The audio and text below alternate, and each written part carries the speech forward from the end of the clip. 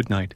Tonight's story comes from the ancient North, where the winds were cold, the gods temperamental, and the silence of the halls echoed louder than war cries. The origin of the hammer that made Thor a legend is the name of this journey, a tale of strength, doubt, and transformation. If you're already in bed, great. If not, maybe it's a good time to turn off the lights, put your phone away, and just allow yourself to listen. You don't have to watch anything. Just listening to me with your eyes closed is enough. The idea here is not to entertain you with excitement, but to lead you to a place where your body rests and your mind finally slows down. If by chance you like what I'm doing here, you can subscribe, but only if you really like it, because here, the rush is gone.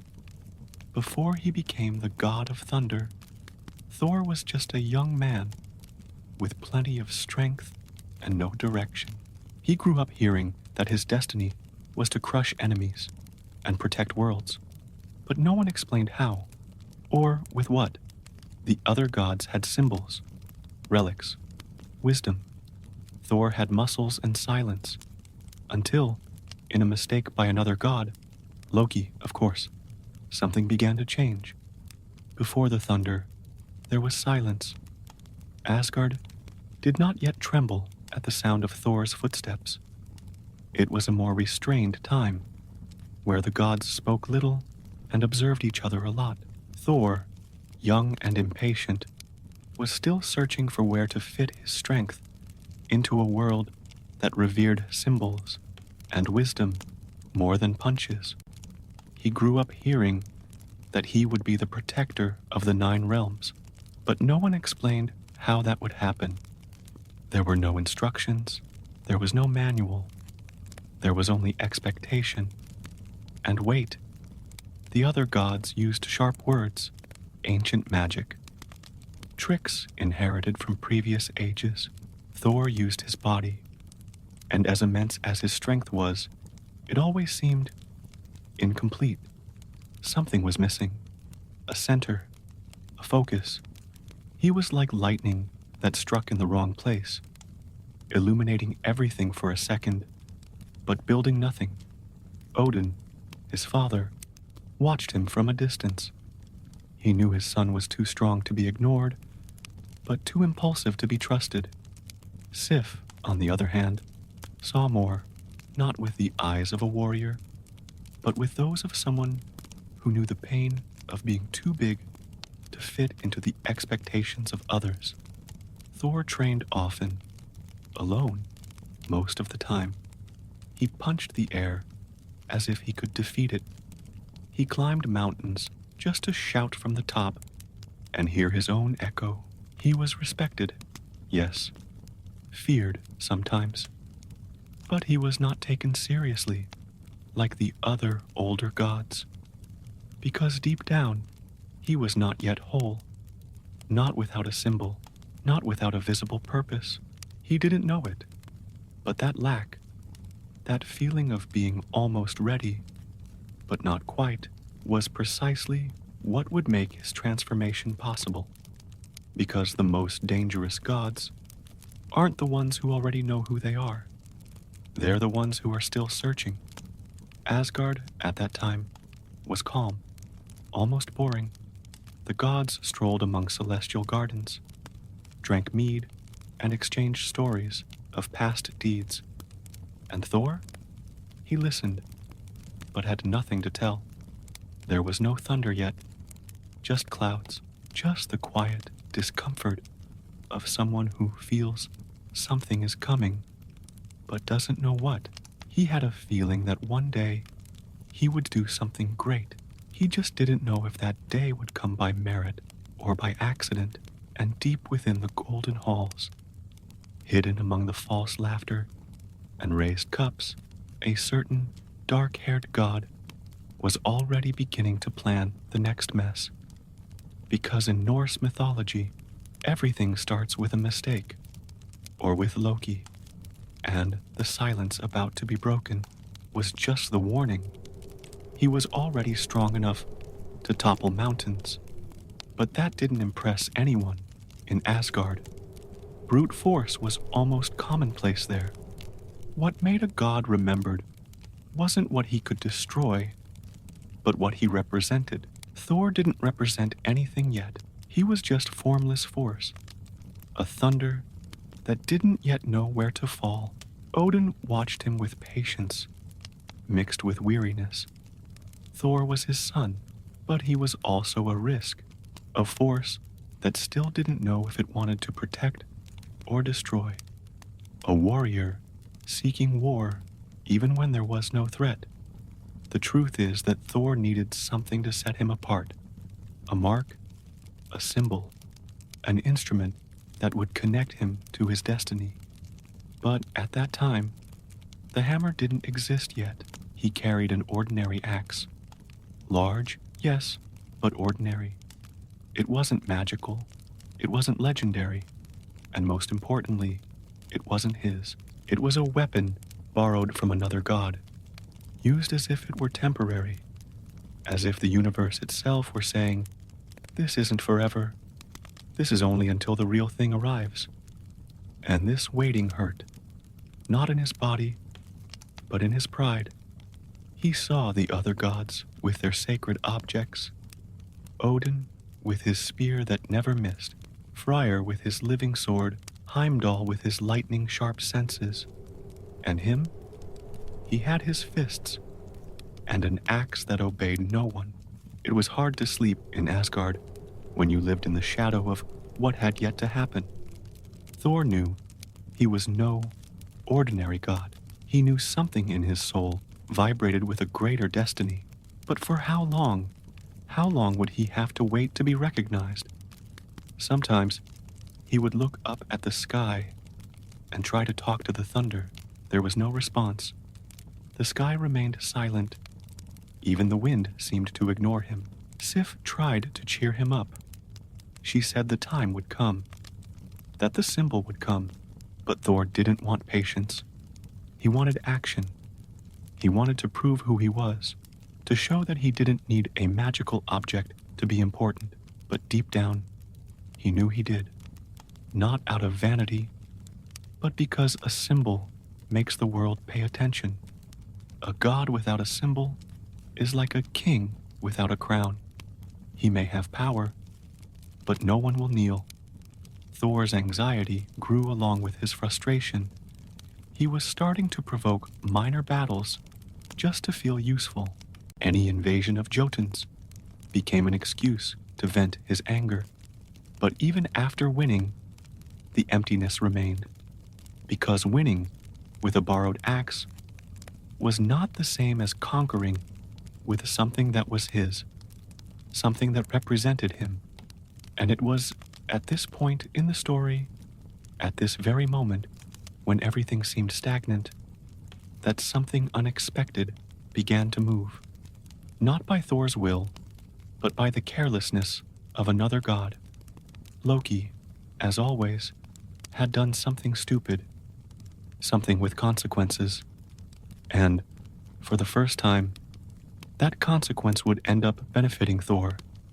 Loki, in one of his destructive games, had cut Sif's golden hair. He did it out of boredom, vanity, and provocation. Maybe all three. The fact is that upon seeing what had been done to his companion, Thor lost the little control he still had. He threatened to break all of Loki's bones, one by one, starting with his fingers.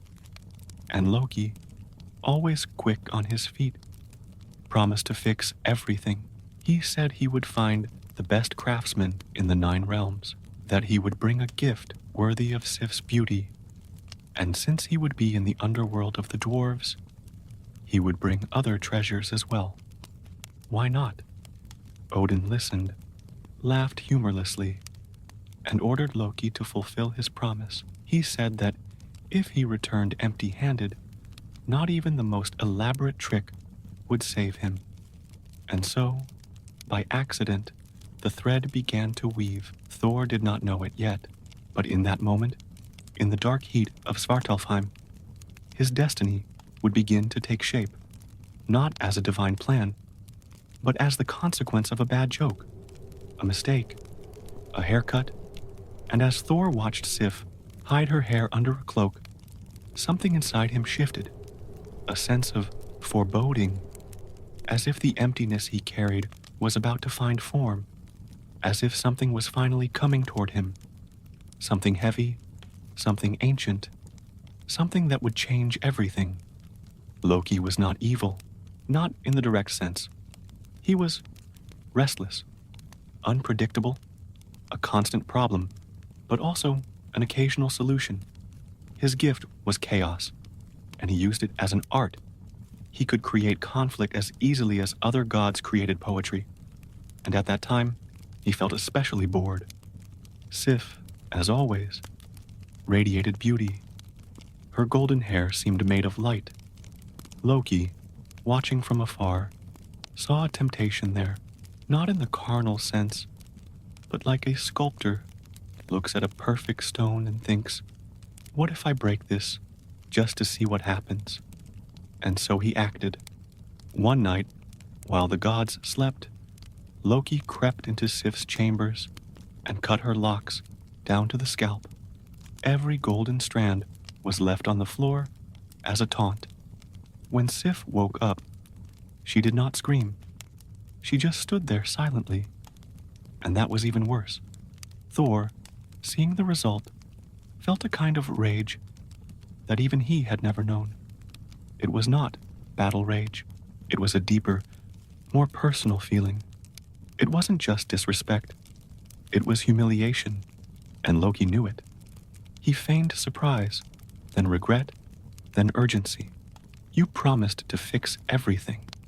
He swore he would bring new hair, even more beautiful, created by the best craftsmen in the 9 worlds. The dwarves of Svartalfheim.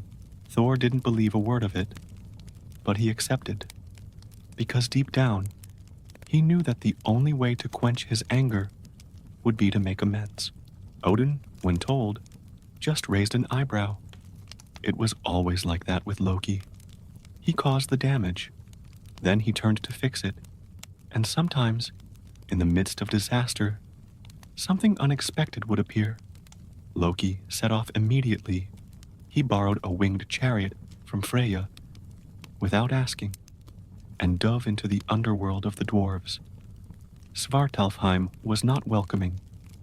It was a realm of endless caverns, rivers of magma, forges that never went out.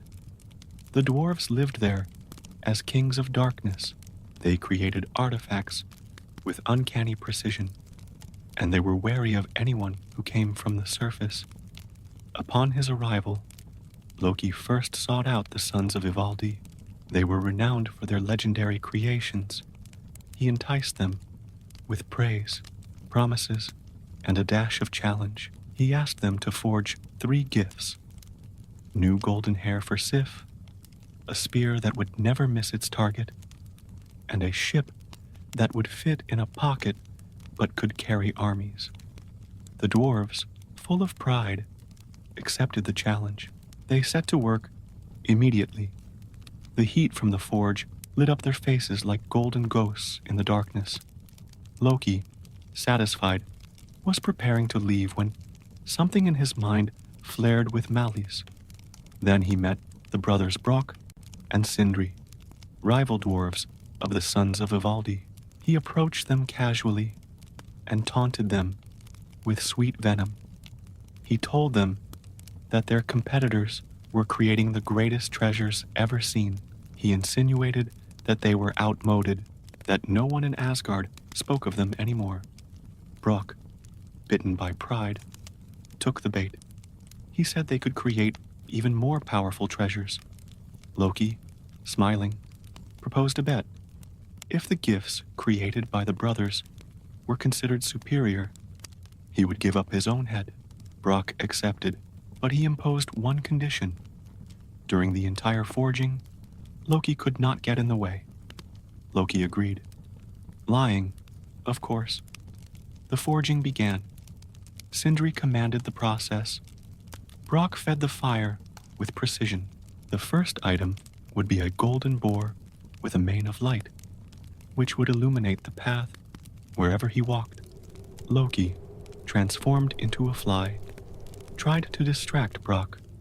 He stung his eyes and bit his hands, but the dwarf did not hesitate. The second item would be a ring that multiplied. Every 9 nights, it would create copies of itself. Loki, more aggressive, attacked insistently. Brock resisted. The third would be a hammer, the most complex creation. The forging required time and precision. Loki poked Brock's eyelid, causing blood to flow. The dwarf took his hand off the forge for a moment to wipe his eyes, and in that brief moment, something went wrong. The hammer had a handle that was too short, yet it was powerful. Sindri, seeing the result, knew they had created something extraordinary. Loki, feigning calm, took all the gifts to Asgard. He gave the first 3 items of each group to the gods. Odin received the spear. Freyr got the ship, Sif, with her golden hair that moved as if it were alive. But it was when he handed over the hammer that the atmosphere changed. He placed it in front of Thor. The name of the weapon had not yet been said, but something in the air became heavier, as if the world, for a second, breathed slower. The hammer was imperfect, but it had power. And Thor, when I touched it for the first time, I knew there was no turning back. Most of the gods avoided Svartalfheim, not out of fear, but out of discomfort. It was a place where light was unwelcome. The deep caverns, the sulfur fumes, and the constant heat created a dense, stifling atmosphere. There was no beauty here, only utility. Everything had a purpose. Nothing was done out of vanity. To Loki, however, it was fascinating. He moved through the tunnels as if he were in a ballroom. He knew where to step, who to provoke, what to offer. Loki was fluent in the language of deception, and the dwarves, proud as they were, respected cunning when it came dressed as opportunity. When Loki arrived, the first reaction was hostility. The guardians of the forges did not like unexpected visitors. But when he mentioned the sons of Ivaldi and the special order for Odin, the tension turned to curiosity. Divine treasures attracted attention. Competition between master craftsmen, even more so. Odin's name carried weight, but the wounded pride of the dwarves was the true driving force behind this endeavor. Loki, realizing this, knew how to play the game. While the sons of Ivaldi worked, he explored the depths of the underworld. It was easy to get lost here. The tunnels crisscrossed like moving snakes, but Loki always found his way. It was as if Svartalfheim accepted him in a way Asgard never did. No one demanded nobility here, only results. When he went to Brock and Sindri, he already knew what he wanted to provoke. He issued the challenge with precision. He didn't ask for favors. He played on their ego. He said that the gifts from the other dwarves would be remembered for centuries, that perhaps Asgard would forget about the brothers, and that was enough. Sindri, more silent, watched with burning eyes. Brock, impulsive, accepted without hesitation. They said they would create something so powerful that not even Odin could ignore it. And if they lost, too bad. But if they won, Loki's head would be at stake. Loki laughed, without showing his teeth. He was already planning how to avoid paying this bet. The forge was set up in the hottest core of the realm. The room was encased in black rock. The air vibrated. Each blast of the bellows sounded like muffled thunder. The process began with the boar, a gleaming, metallic creature with sharp tusks and a mane that emitted its own light. Loki, in the form of a fly, hid in the shadows. He waited for the right moment and struck. Brock, stung on the hand, endured the pain. He did not miss a beat. The second gift was the magic ring, a symbol of abundance, which would multiply eternally. Loki, more aggressive, bit the dwarf's neck. Blood flowed, but Brock resisted. He continued to feed the fire with precision. As the hammer began to be forged, the air grew denser. It was as if the cave itself knew the importance of that object. Loki, impatient, flew in circles. He waited until the most critical moment. Then, he landed on Brock's eyelid and struck hard. The dwarf tried to resist, but blood ran down his eye. In a split second, he pulled his hand away to wipe it away, and that was enough. When the hammer came out of the forge, it was perfect in almost every way, but the handle was too short. Sindri cursed the distraction. He said the object was still powerful, but its aesthetics had been compromised. Still, the hammer emitted a dense, almost gravitational energy. It was heavy even before it was touched. And silently, the two brothers acknowledged that they had created something that surpassed all other artifacts. Loki took the gifts and left. He rose back to the surface with a tight smile. Already he was plotting ways to manipulate the bet.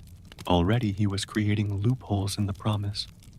But inside, even he was impressed.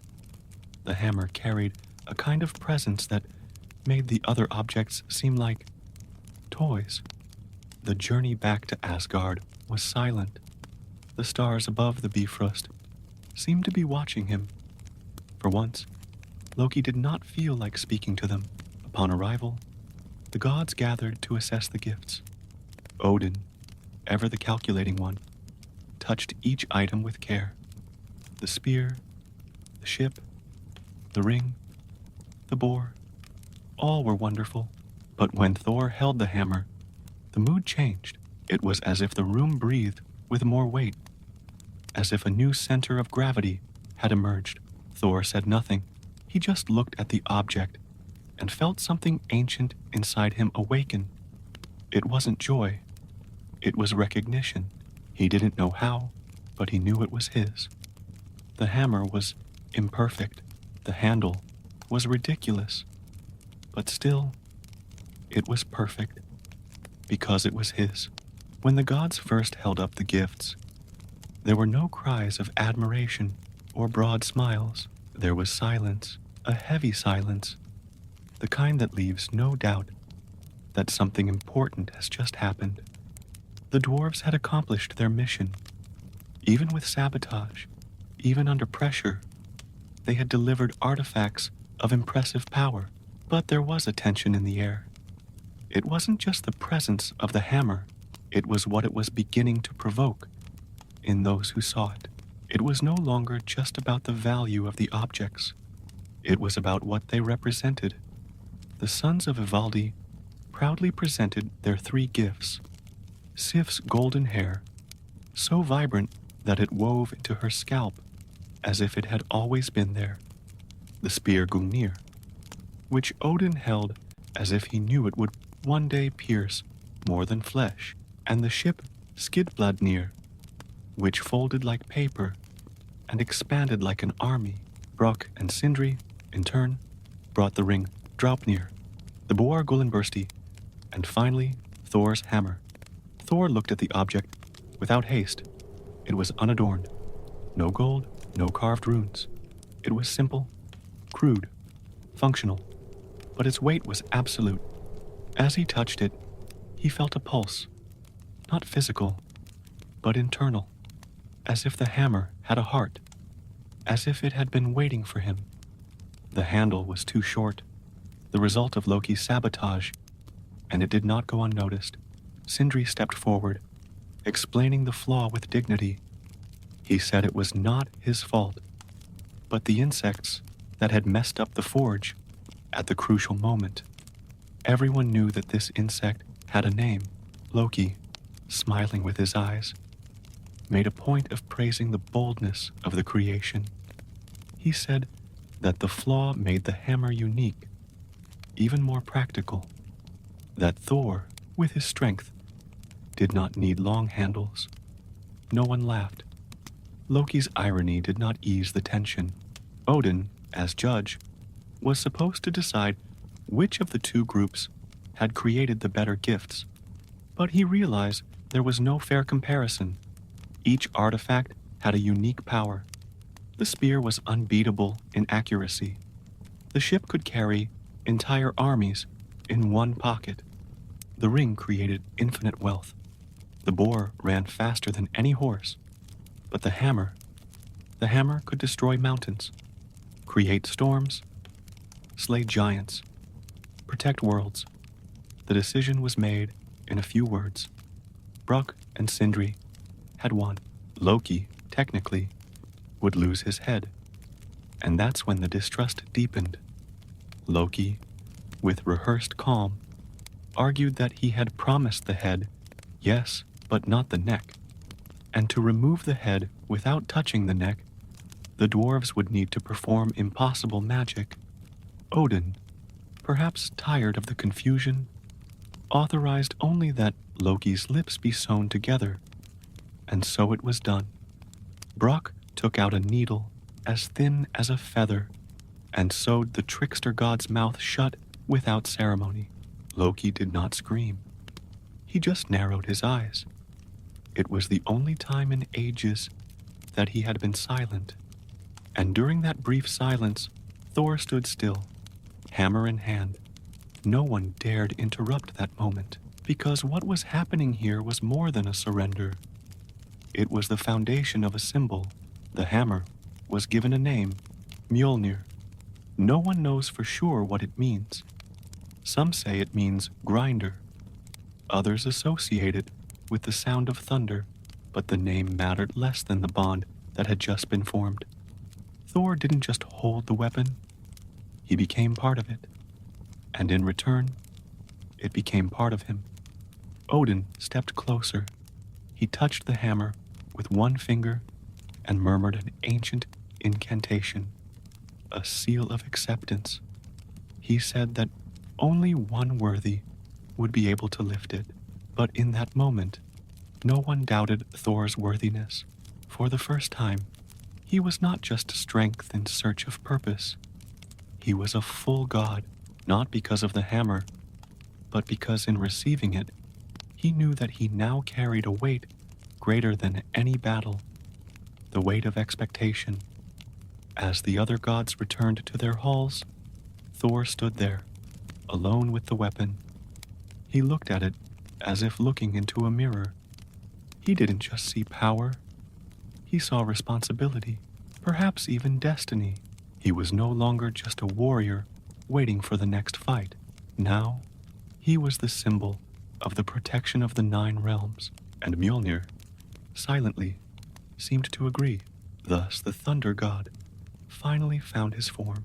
But what he didn't know yet was how much this form would shape him from the inside. The hammer was born in the silence of the forge, but its impact would resonate for centuries. No thunder accompanied its creation. No earthquake marked the moment it was shaped. And yet, from the first moment it left the dwarves' hands, Mjölnir carried a presence impossible to ignore. It did not roar, it did not shine, but it weighed. A weight that was not only physical, but symbolic. Thor held the hammer for the first time, as if touching something forbidden and inevitable.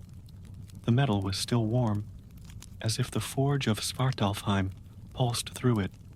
The short handle forced him to hold the object closer to his body, as if the hammer demanded intimacy, as if it refused to be just a tool of war at a distance. It was something that was to be felt, not just used. Sindri and Brock stood back, watching the scene with attentive eyes. They knew they had created something unique, but even they did not fully understand the scope. of what they had forged. Mjölnir was not just an object, it was a turning point, a divide between before and after. Thor took his first steps with the hammer in his hand, as if he were trying out a new body. The other gods watched in silence, attentive. Every movement he made seemed to carry a different gravity. The world around him hadn't changed, but everyone's perception of Thor had. Now, he had a symbol, and it wasn't just any symbol. It was a weapon that promised absolute destruction with a single blow, a weapon that required emotional balance so as not to turn protection into massacre. Thor knew it was no ordinary gift. It was a responsibility, and that bothered him, because until then, he had wanted exactly that, an object that would make him worthy of respect. But when he received it, he felt the real weight of what he had asked for.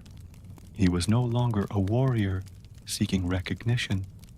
Now he was the god responsible for maintaining the balance between the kingdoms. Thor was no fool. He knew that looks had changed, that now, as he walked through the halls of Asgard, the older gods would murmur with respect, but also with caution. The hammer had elevated him and isolated him. Loki, his lips still sewn shut, watched everything with a look of someone who knew exactly what he had planted.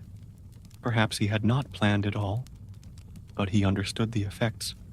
He knew that by causing the hammer to be created, he had lit a new kind of fire in Asgard, a fire that burned with more than power.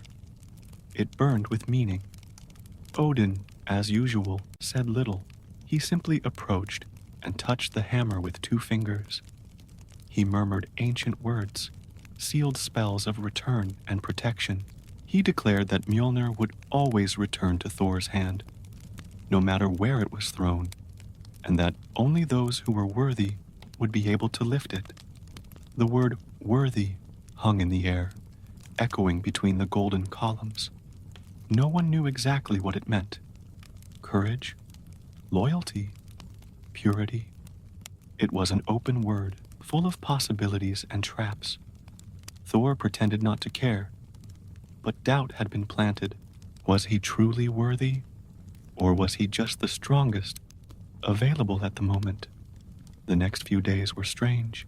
He tested the hammer in isolated places, far from the eyes of others. He discovered that he could summon thunder, that he could shatter rocks with a single blow. That Mjölnir was not just a weapon, but an extension of his own will. But with each test came an uneasy feeling. How much of himself was being shaped by the hammer, and how much of the hammer was shaping him? Mjölnir did not speak, but he seemed to watch. He seemed to understand. He was no ordinary tool.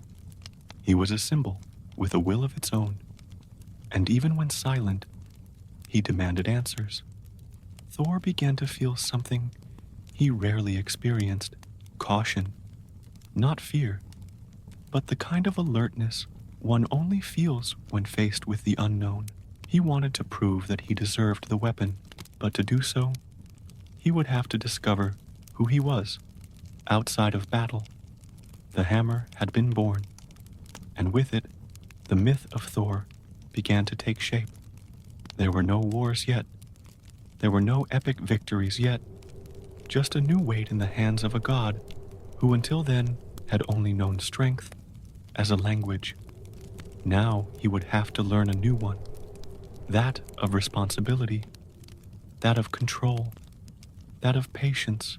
Mjölnir, in its imperfect simplicity, was the beginning of everything, and deep down, Thor knew everything that came after would be measured from that moment on.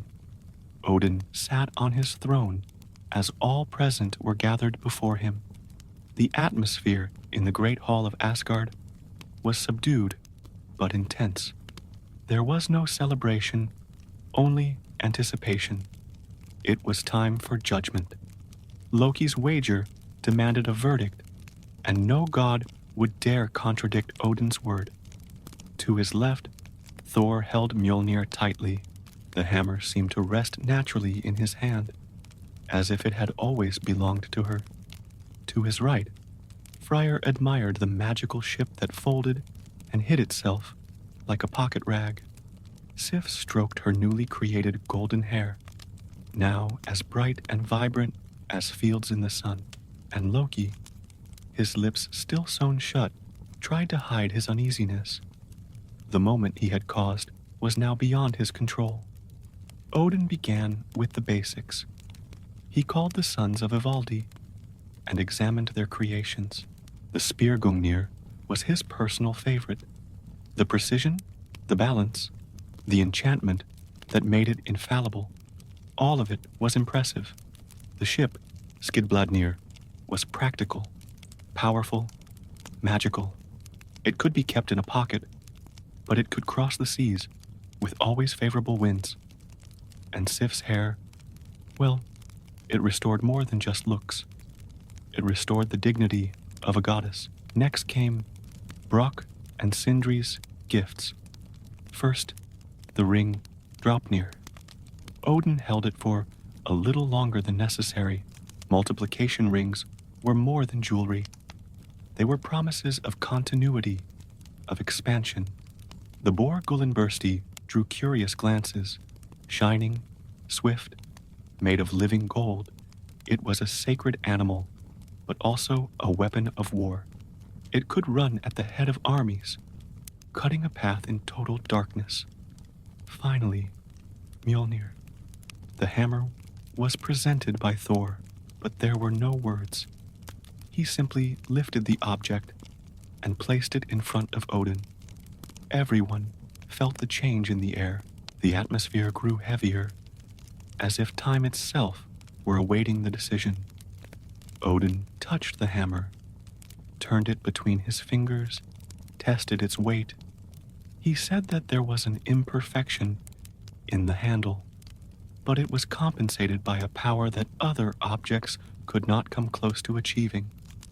A hammer capable of crushing mountains, summoning storms, always returning to the hand of the bearer, and more, a symbol of authority like no other.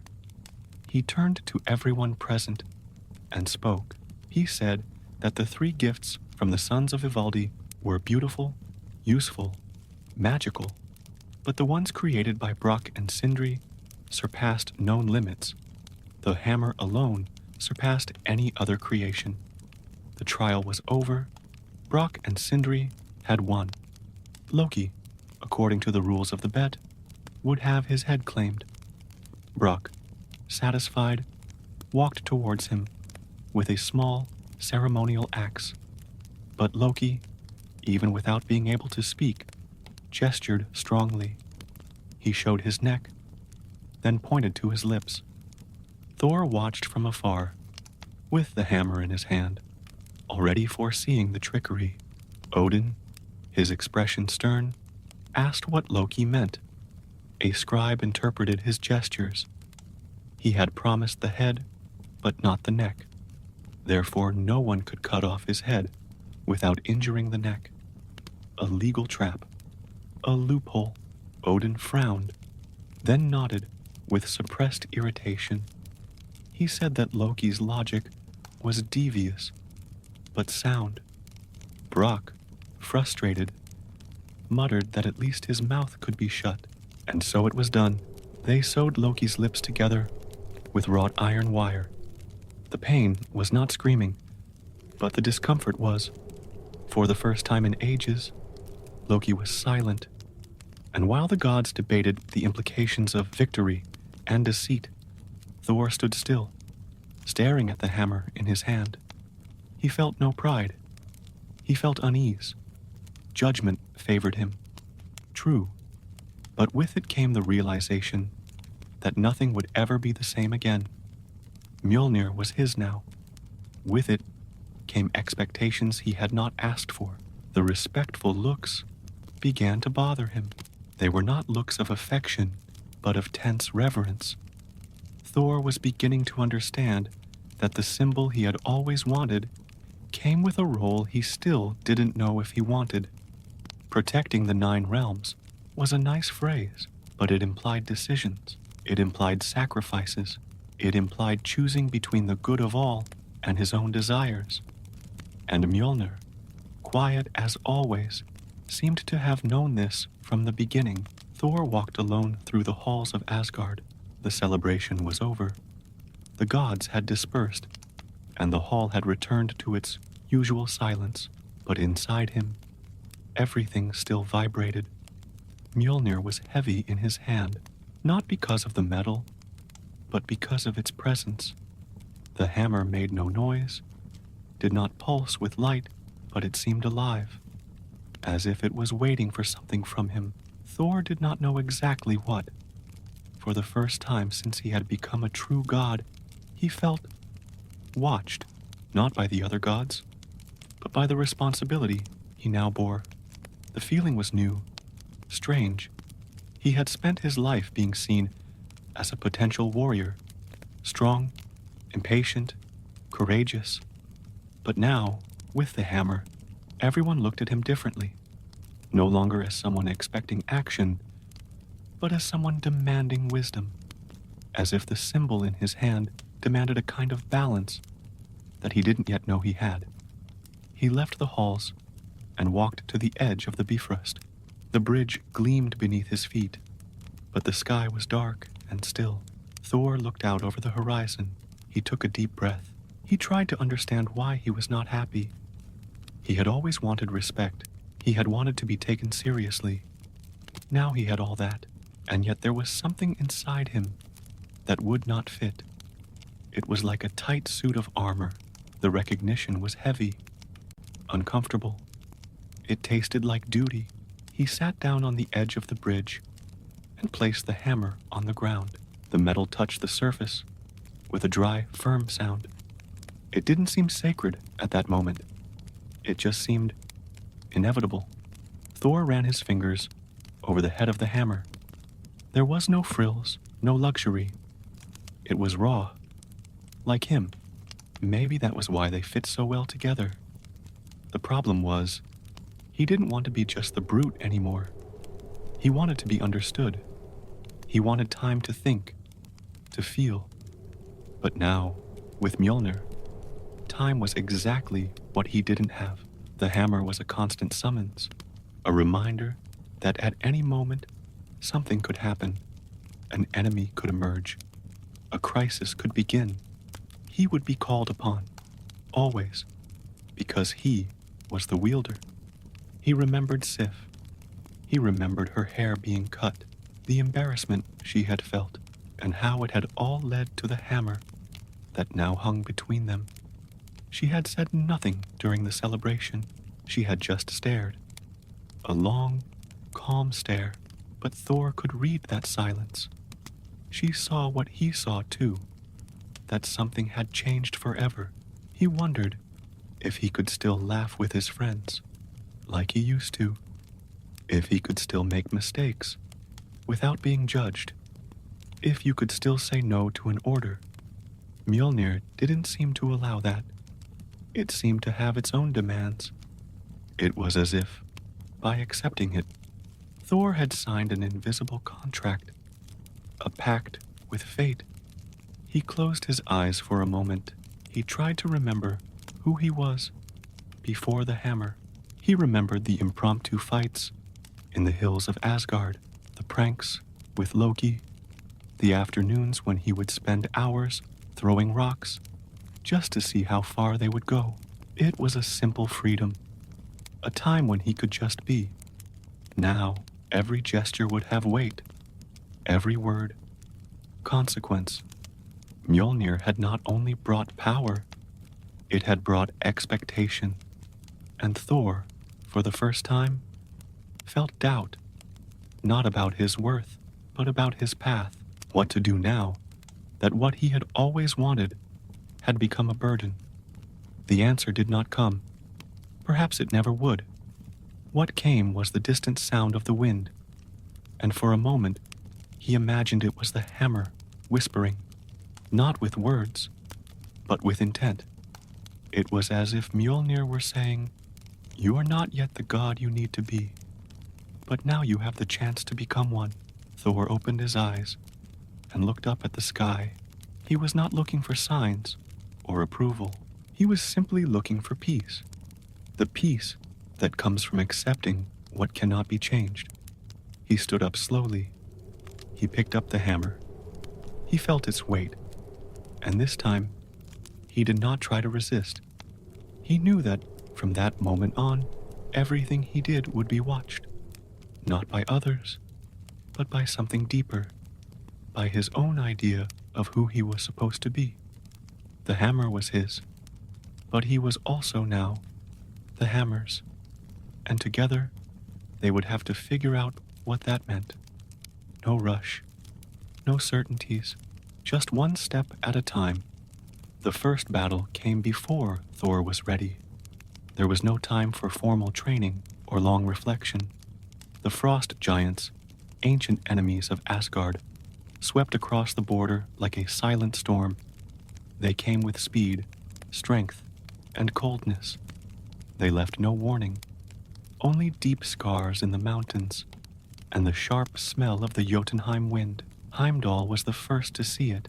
He blew his horn hard, and the sound tore through the sky like a tear. The gods gathered. Odin did not hesitate. He called Thor, not out of strategy, but out of necessity. It was time to test the hammer. It was time to see if the symbol they all revered was more than just a surface.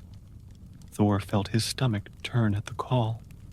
This was different from other times. This was no impromptu fight or drill. This was real. The giants marched with intent, and he was now the shield of Asgard. The other gods looked at him, some with trust, some with guarded anticipation. Thor just nodded. He picked up Mjölnir and left. The battlefield was a frozen plain, scarred by black rocks and winds that cut like blades. When Thor arrived, he made no announcement. He did not roar. He did not shout. He simply walked to the center, his hammer hanging at his side. The giants saw him. They laughed. A god alone, with no army, no armor, just a short hammer and a steady gaze. But what looked like recklessness was in fact quiet confidence. Thor stopped. He took a deep breath. The cold didn't bother him. Thunder, invisible until then, began to form above. The sky didn't darken, but it vibrated. A dry crack of thunder split the air, like a silent response to his presence. The giants advanced, and then Thor moved. He threw Mjölnir with force.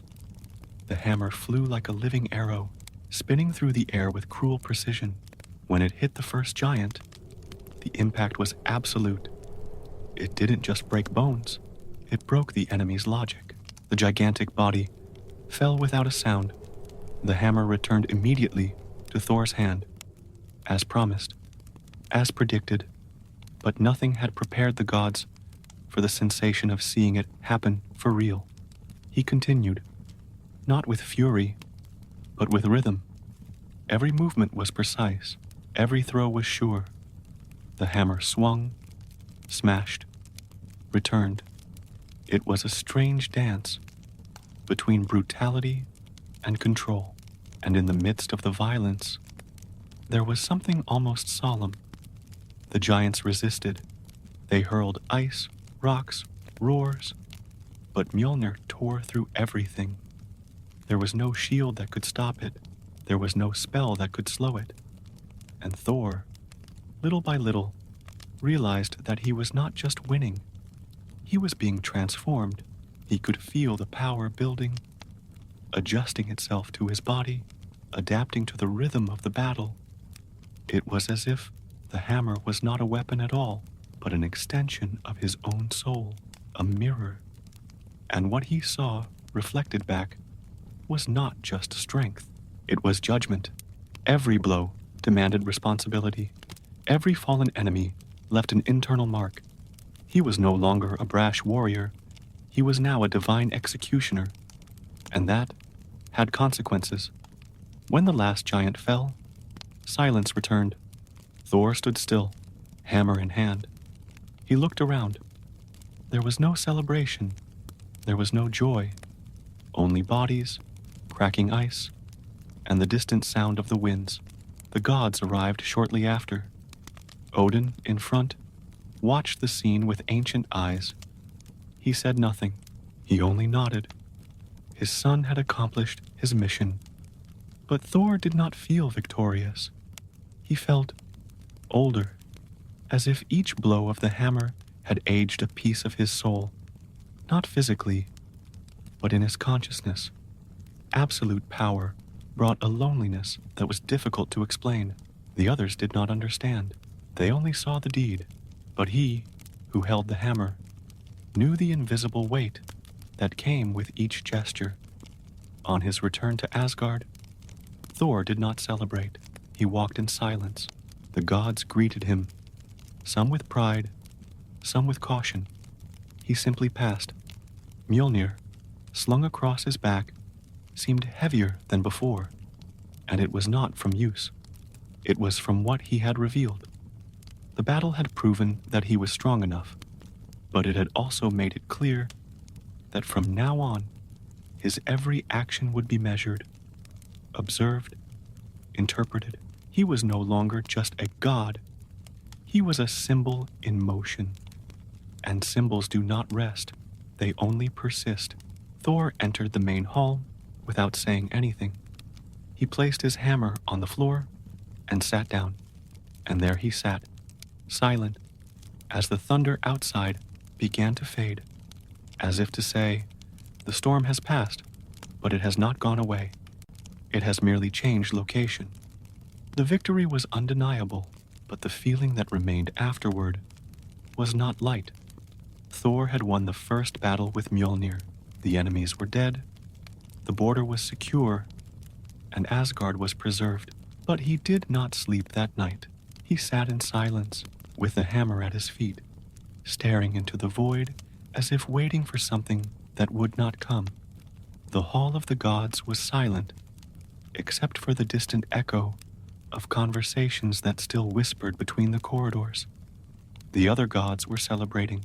There was mead, laughter, and tall tales being told out loud, but Thor did not join them. There was nothing to celebrate. The hammer, still stained from the battle, lay there, inert, dull, soundless, but even standing still, it weighed heavily, as if it held within itself all the consequences of the battle. Thor felt no remorse. The giants were a real threat, and yet there was something inside him that stirred like a nagging doubt. It was the way the bodies fell. It was the force with which he struck, the ease. He had become, indeed, a war machine. But at what cost? In the beginning, it was all about proving his worth, showing that he wasn't just directionless strength, that he deserved respect, status, and symbol. Now, with the hammer in his hands, Thor found himself surrounded by exactly what he had wanted. Unquestionable power. And it bothered him, not because he was against power, but because he felt himself beginning to drift away from himself, as if each blow transformed him into something he didn't fully recognize. Odin, as usual, appeared unannounced. He sat down beside him. He said nothing for a few minutes. He just stared at his hammer. Then he looked at his son. Then he asked, "Was it too easy?" Thor said yes. Odin nodded. "That's the problem," he said. "When the force is too great, the limit is no longer the enemy. It becomes you." Thor remained silent. His father's words brought no comfort, but they also did not bring judgment. They were statements of fact, truths that only time can confirm. Odin knew what it was like to carry symbols. He knew the weight of representing something greater than one's own name. Thor was now beginning to feel this firsthand. What bothered him most wasn't the violence itself. It was the brief pleasure he felt in the midst of the fight, that feeling of being complete as he crushed the enemy, of moving with purpose, of being part of something inevitable. The hammer seemed to know what to do. It guided his arms with precision, and that was dangerous. Because when killing becomes instinctive, it's easy to forget why. In the days that followed, Thor continued to train, but not with other gods. He went alone to the empty plains north of Asgard. He practiced throwing, tested his endurance, tested his limits. Mjölnir never let him down. It always returned, it always answered, but now he looked at the hammer more carefully, not as an extension of himself, but as an entity with a will of its own. The hammer did not speak, but it communicated, and what it said, silently, was clear. You can do everything, but you must do everything too. Sif watched him from afar. She didn't say much, but she knew what he felt. She had seen other gods lose themselves within their symbols. Some became vain, others cruel. Some went mad, and the most dangerous were those who didn't realize the change until it was too late. Thor was still watching, but for how long? During a silent night, he left the hammer on a stone and stared at it. He thought about leaving it there. He thought about going without it for a while, feeling free. But he knew that was not possible. Not anymore. The world already saw him as the god of thunder, the bearer of Mjölnir, the one who would solve what others feared to face. He could step away for a while, but the symbol would follow him. It was glued to his image, to his shadow. The next morning, Odin called him. He said there was more movement in the far reaches of the realms. Nothing urgent yet, but signs that the battle had awakened new interests. Thor listened, nodded, but did not respond in a hurry. Now, he thought before acting. Each step was measured, not out of fear, but out of conscience, because absolute power, once accepted, demands constant vigilance, and the hammer, at his side, seemed to remind him of this every second. Thor walked slowly down the main hall, his hammer on his back, his eyes steady, his body ready, but inside, something had already changed. He was still a warrior, but now, he was also a guardian. And guardians don't fight for glory. They fight for balance, even when the price is high, even when the cost is peace itself. Fame came quickly, much faster than Thor expected. After his first battle with Mjölnir, his name began to be spoken with a new weight. The gods began to use it as a measure. Whenever a threat arose, the question was always the same. Can Thor solve it? He was still getting used to it. The halls fell silent when he entered. The gazes lingered longer on his face, on his hands. Some smiled, others were suspicious, but all were attentive. Mjölnir was no longer just a weapon. It was a symbol, and symbols demand narrative. They demand perfection.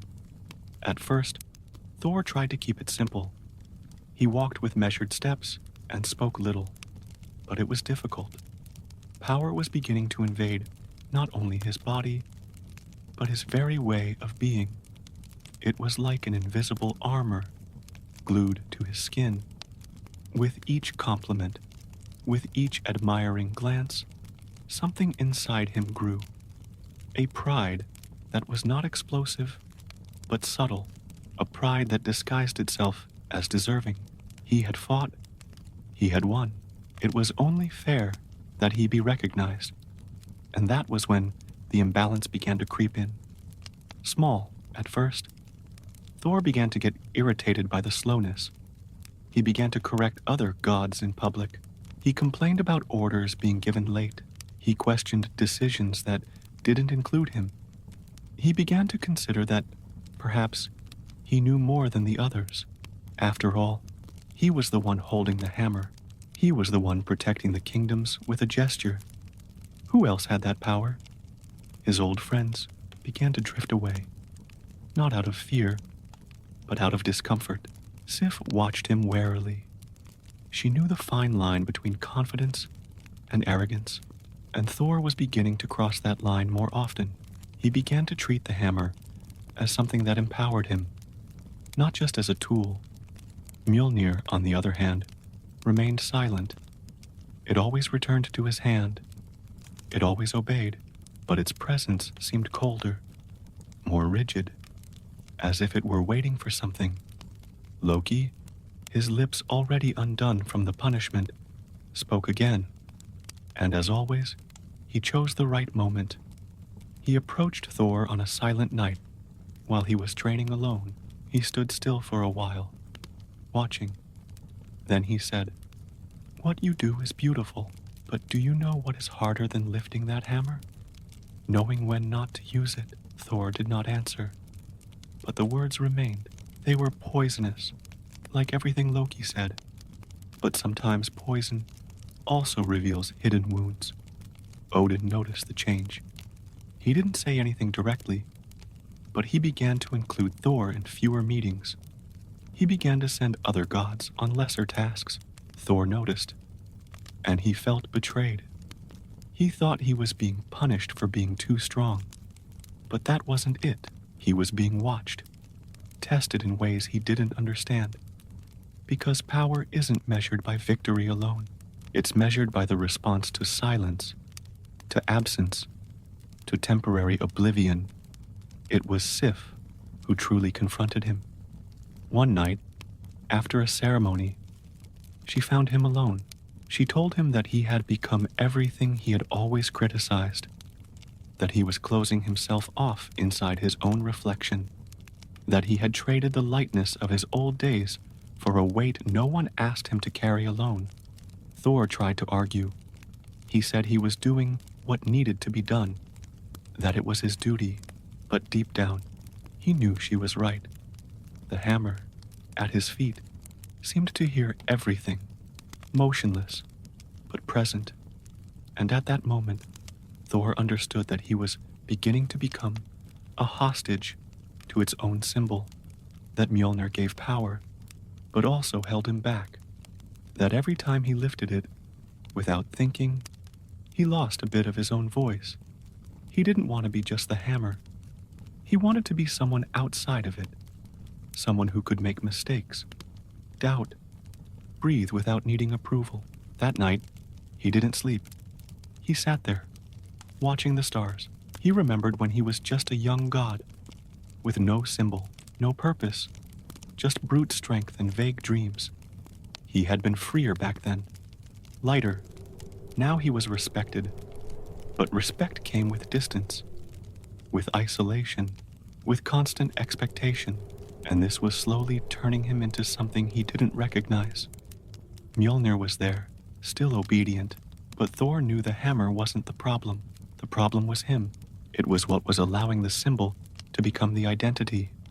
And if he wasn't careful, soon there would be no more Thor, just the god with the hammer, the tool, not the man. At dawn, he rose.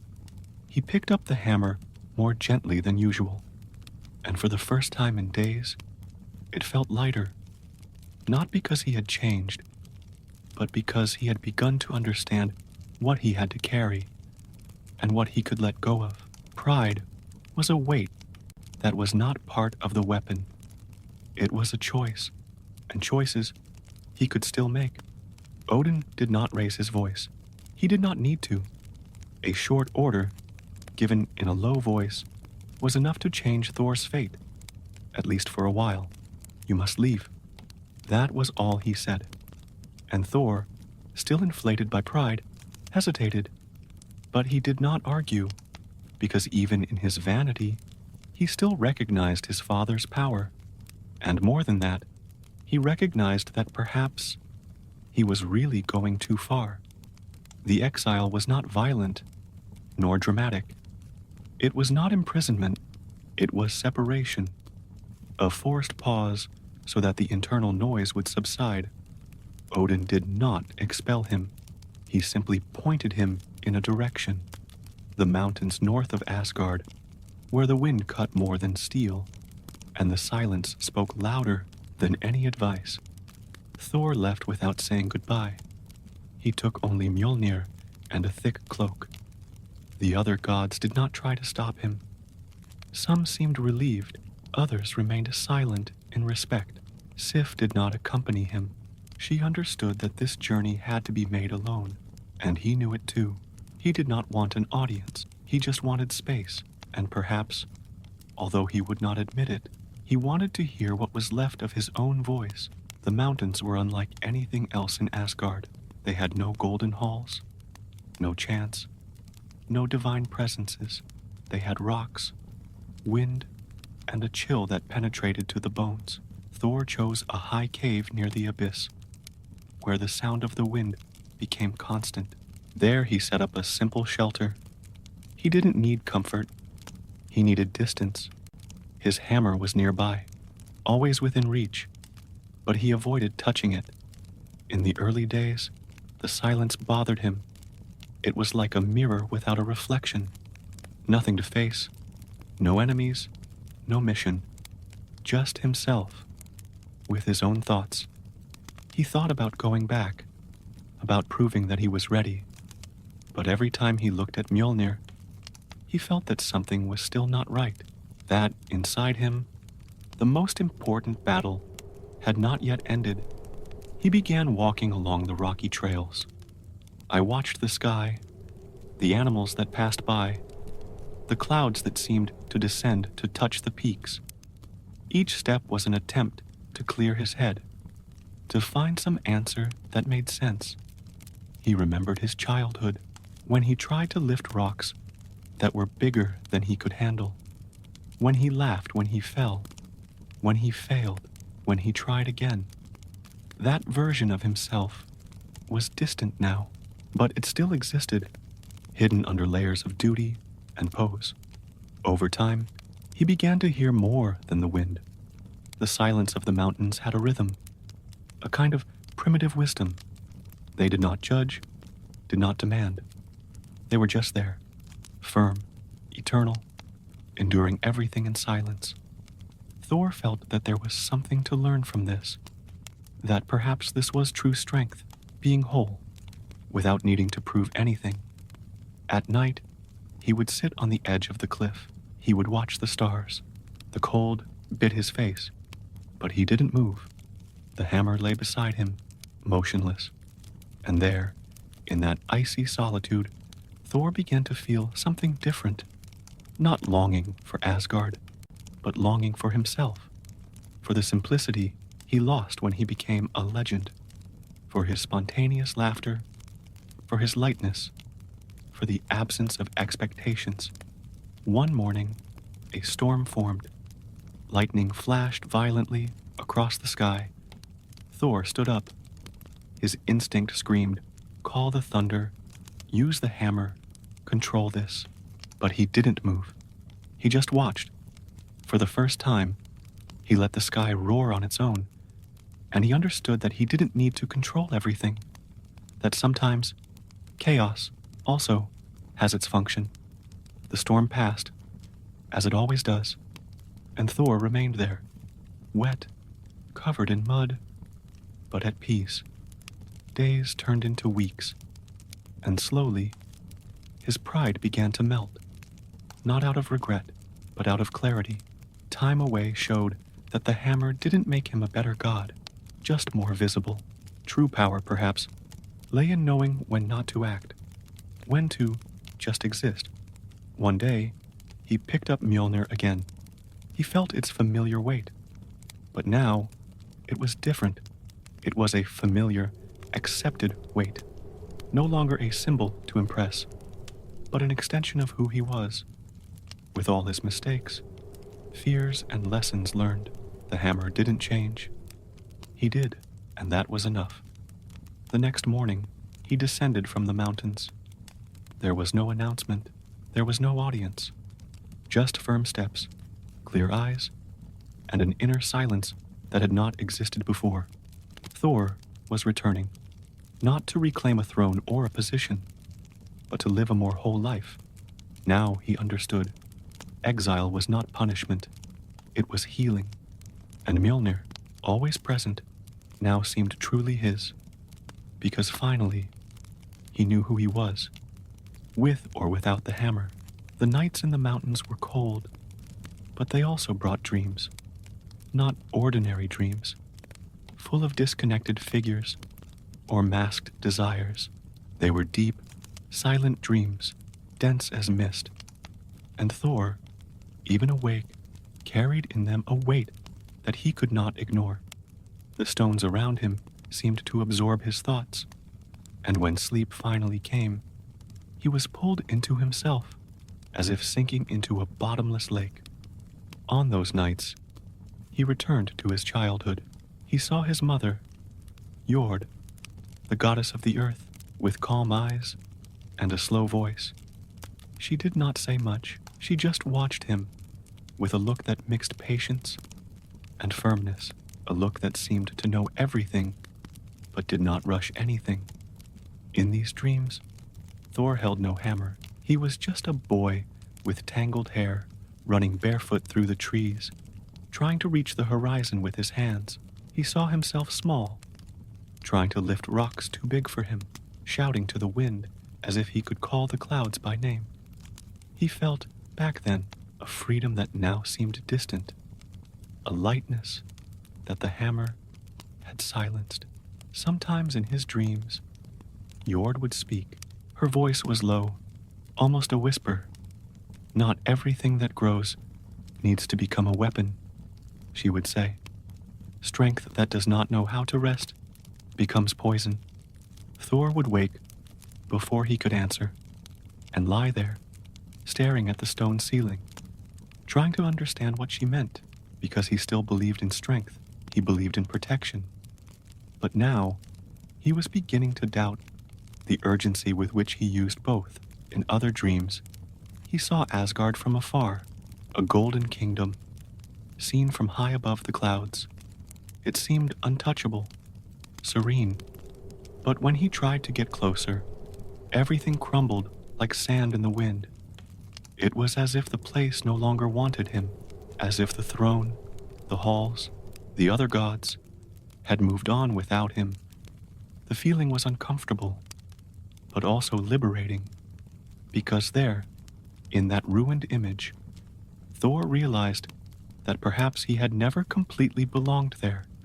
He was Odin's son, yes, but he was also of the earth, of the dust, of that which cannot be seen in the celestial halls. The days went by with few words. The wind blew steadily. Thor's feet already knew the paths of the stones. His body adjusted to the solitude, and his thoughts, little by little, stopped shouting. They began to listen. One day, while observing the sky, he saw an eagle flying in circles. It was unusual at that altitude. The animal approached, landed on a nearby rock, and stared at him. Thor did not move. He felt that there was something more than instinct there. There was presence. The eagle's gaze was ancient, as if time itself was observing him. He didn't speak. He just nodded, as if accepting what he doesn't understand. The eagle flew. And at that moment, Thor felt that something inside him had changed.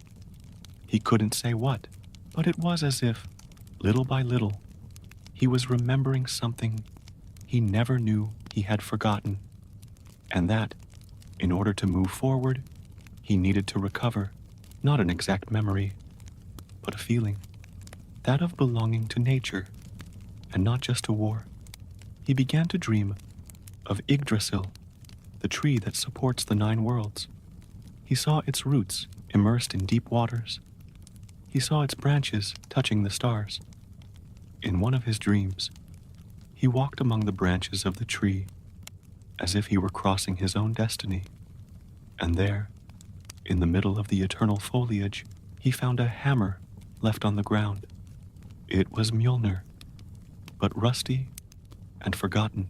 When he tried to pick it up, it crumbled into leaves, And Thor understood. It was not the object that gave him meaning. It was the opposite. It was he who gave meaning to the object. And if he did not know who he was, the hammer would become nothing more than a weight. You woke up sweating, but you felt light. For the first time, Mjölnir at your side didn't seem to demand anything.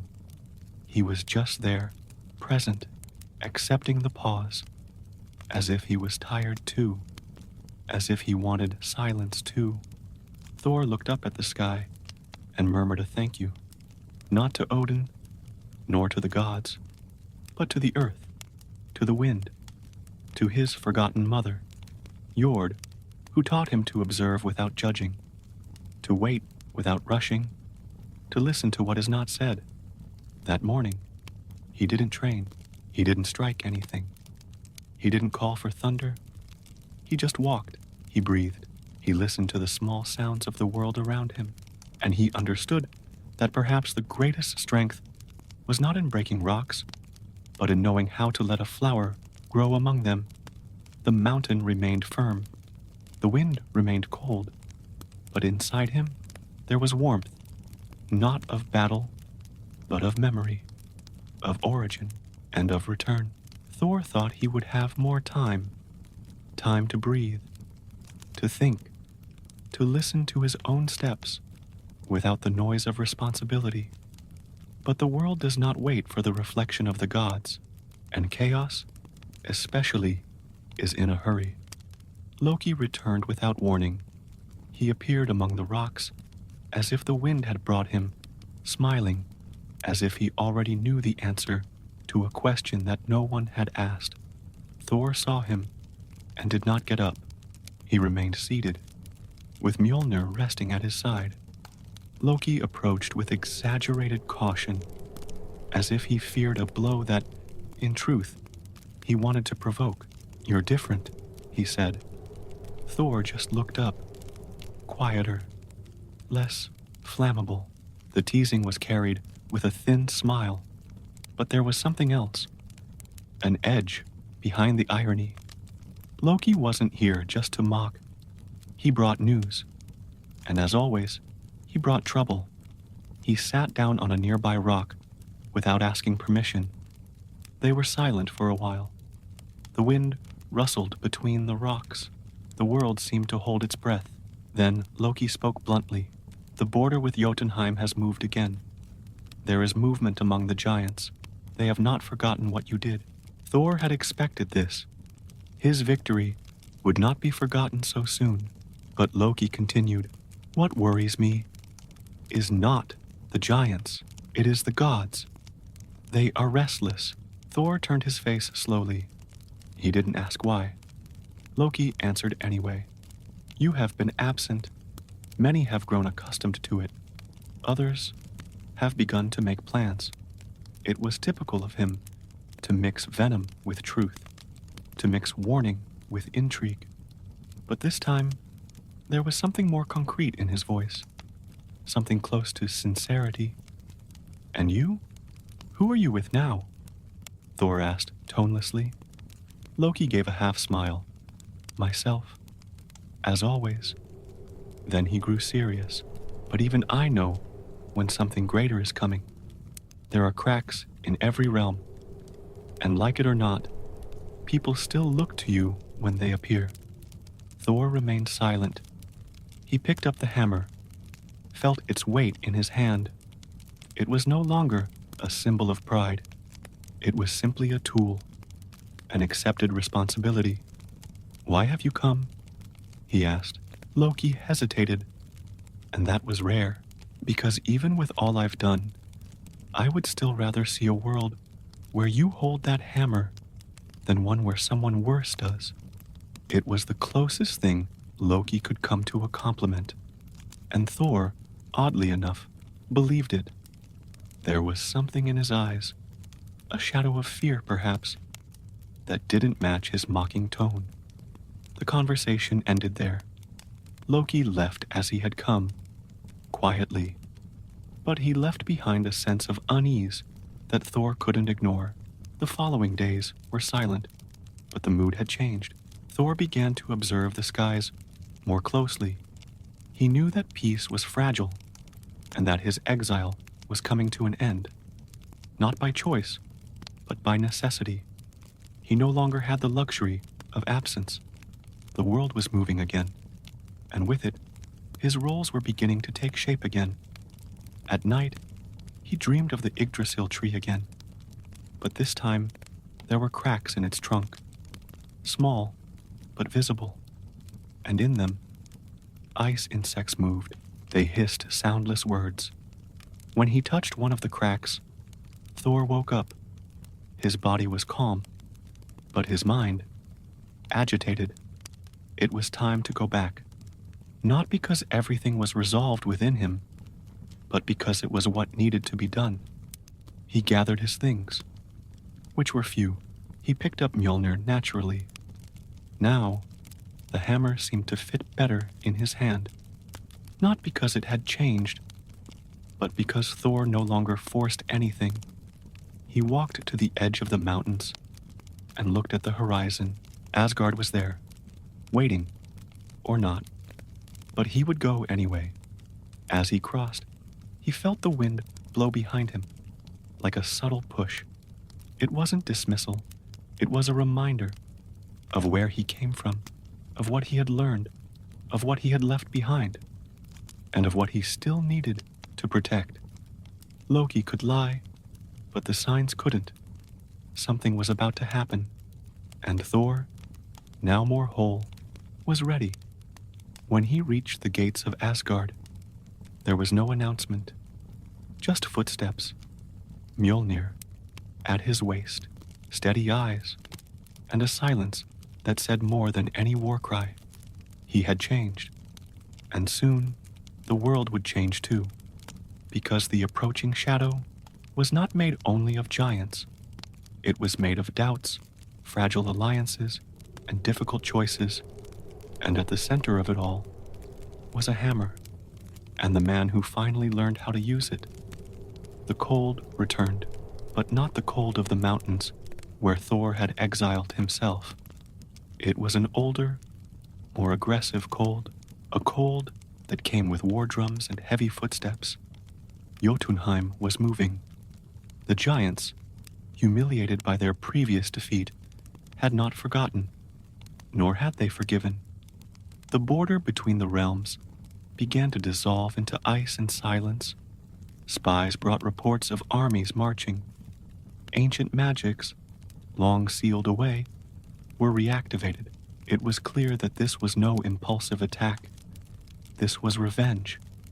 Asgard was preparing itself, but something had changed since the last war. The gods were more cautious, Thor especially.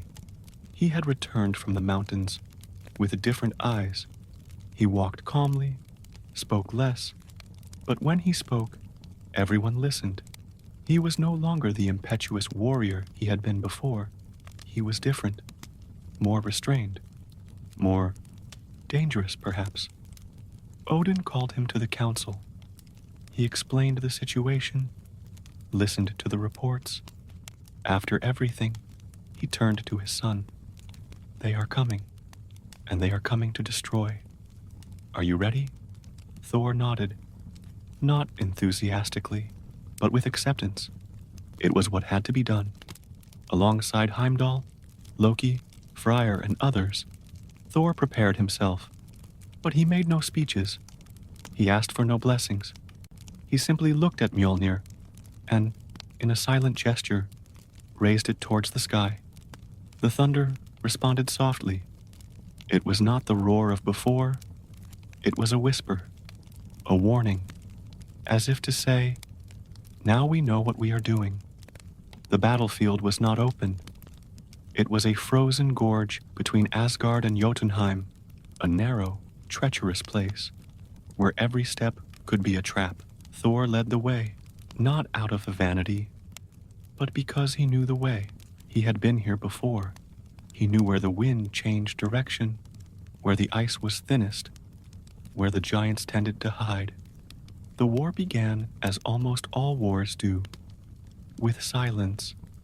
then a scream, then chaos. But even in the midst of the chaos, Thor moved with precision. Mjölnir spun in his hands as an extension of his thoughts. Each blow was measured, each impact necessary. He no longer wasted strength. He no longer screamed to show power. He acted, and that was more frightening than any display of fury. The giants attacked with everything they had: ice magic, spears made of living stone, roars capable of breaking trees. But Asgard was ready, and Thor was different. He didn't kill out of anger. He killed with purpose. He protected. He guided. He observed his companions, gave short, clear orders. On many occasions, he avoided unnecessary blows. He knocked down enemies without killing them. He knew that some attacks were just fear disguised as bravery. In the center of the battle, a giant larger than the others appeared, Skrymir, the same one who had once mocked Thor, now older, more bitter. He carried a club made of petrified roots and black ice. He advanced straight at the thunder god. "You think you've changed," he said, "but you're still the same boy, in too much of a hurry." Thor made no reply. He advanced steadily, dodged the first blow, swung his hammer, and struck the giant in the shoulder. It didn't break. It just knocked him down. Skrymir stood up. He came again. Thor stepped back. He waited. He watched. As the giant raised his weapon for a final blow, Thor leaped forward and drove Mjölnir straight into his chest. Not brutally, but surely. Skrymir fell, not with a scream, but with silence. A silence that weighed more than victory. The battlefield calmed down. The giants retreated. They did not run away, but they understood that they would not win there. Asgard stood firm, and Thor, with the hammer still in his hand, observed the bodies, the faces, the open eyes of his defeated enemies. He did not feel glory. He felt tired, and a strange peace, because now he understood what the hammer wanted from him. It was not conquest, it was balance. Upon returning to Asgard, there was no celebration. There was respectful silence. Thor walked through the gates without raising his voice. The people looked at him as if they were seeing someone ancient, a myth, walking among the living. But he didn't see himself that way. He saw himself as someone who had learned to measure his own strength, who knew when to use it and when to hold back. Mjölnir returned to its usual place, but now it was not the center. It was part of something bigger, part of a man who understood that war is not a stage. It is a limit, and that, even with thunder in your hands, the greatest power is knowing when to stop and listening to the silence afterwards. After the war, the hammer was placed on a stone table in the main hall, not with ceremony, but with care. It lay there, visible, silent, like a sleeping animal. The gods passed by it and looked away, as if something in its presence reminded them of things they would rather not think about. Thor watched it too, from a distance, not as he had before, not with desire or pride, but with a strange sense of familiarity. He had used the hammer so many times that he no longer knew where the object ended and himself began. He began to wonder if he would still be heard without Mjölnir in his hand, if he would still be respected, if at some point he had become more of a symbol than a person. It was a difficult question, because symbols are useful. They organize the world, they provide security, they define hierarchies, but they also imprison. They make everything predictable. And Thor, though he had calmed down, did not want to become predictable.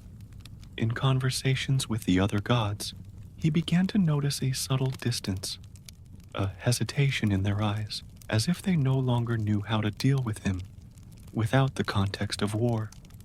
When he spoke of peace, few listened.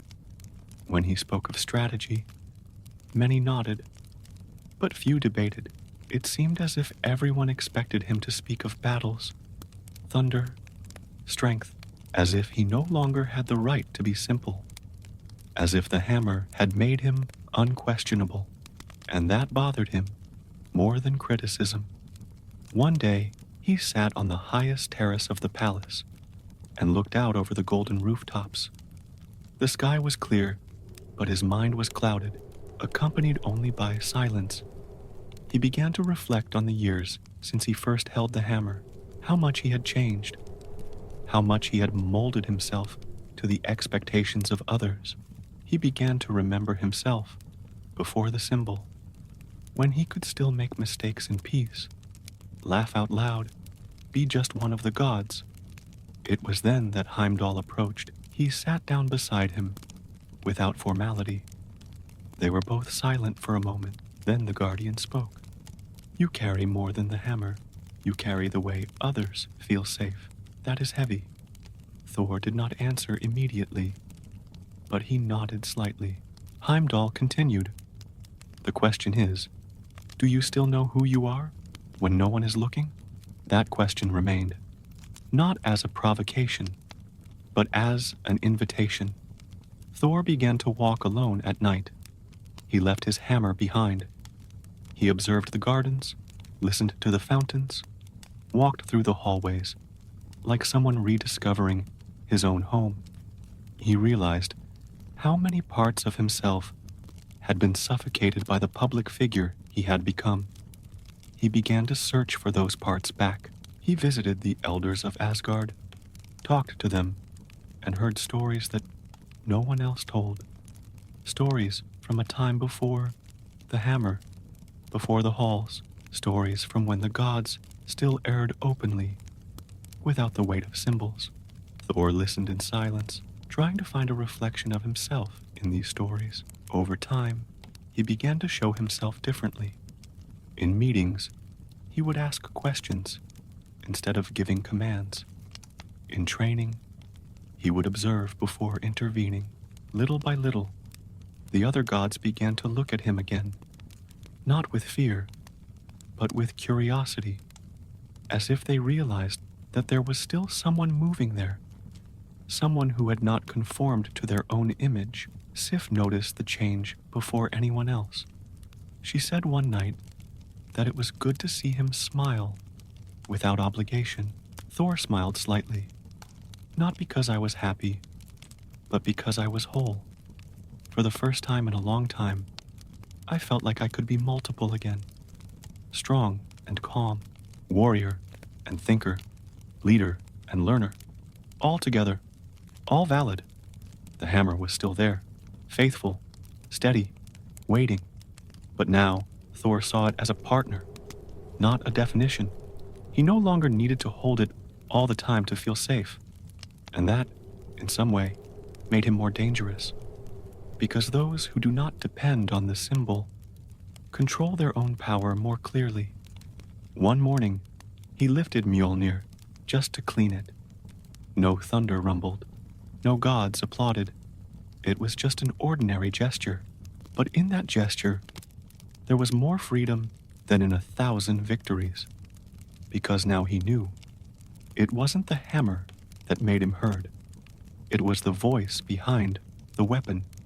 It was the man who, even with all the titles, still sought to understand who he was. And so, Thor began to walk among the gods, not as a legend, but as a presence. Less myth, more person. And that's when he began to be truly heard. Because when the symbol no longer screams for him, silence has space to reveal the truth. Victories piled up like carefully stacked stones. Thor kept winning. Whenever he was called upon, he resolved the issue.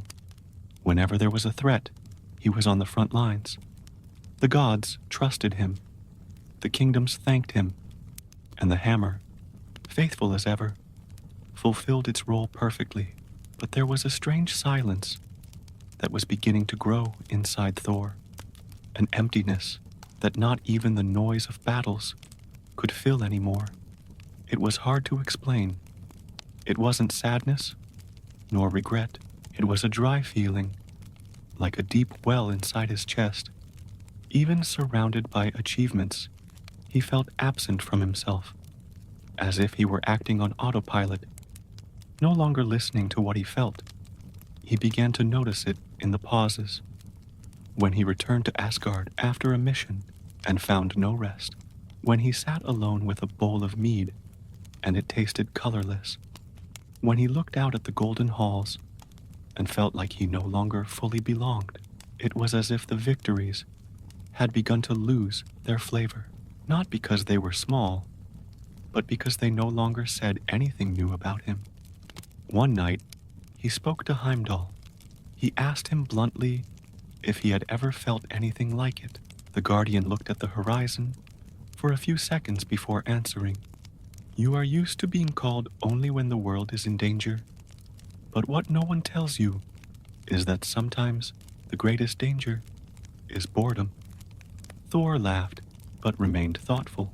That was it. He felt unnecessary between one crisis and another, like a weapon kept on a glass shelf, useful only when the urgency explodes. He tried to fill this void in many ways. He went back to training, picked up the pace. He visited other kingdoms in search of wisdom. He listened to old magicians, talked to poets, meditated with seers. But the feeling remained. The restlessness was deeper than he imagined. It wasn't enough to just keep busy. The problem wasn't what he was doing. It was that he no longer felt doing it. He began to walk alone along the walls of Asgard. He observed the world from above. He saw Midgard in the distance, always in motion, always vulnerable. People lived, made mistakes, dreamed. And there, amidst the human chaos, Thor saw something he lacked: spontaneity. They did not know what would come tomorrow, and so each gesture was charged with presence. Each mistake was real, each laugh whole. Thor, in contrast, felt that his decisions already came with a script. They were already pre-written in the expectations of others. On one of these nighttime walks, he crossed paths with Frigg, mother of the gods. She looked at him for a moment and said, "You are trying to live like a god, when perhaps you should live like a being." Thor did not understand right away, but the phrase stuck. He began to look at his days more calmly. He noticed that much of himself was being shaped from the outside, by looks, by stories, by demands. He was respected, yes, but he was seen as a function, not as a being. One day, he climbed to the top of an ancient tower, alone. He sat and watched the sunset. The sky seemed to open its chest before him. There, he left the hammer to one side, far from his hand, not as rejection, but as space. And for the first time in a long time, he didn't feel responsible for anything, just present, breathing, alive, without having to prove anything.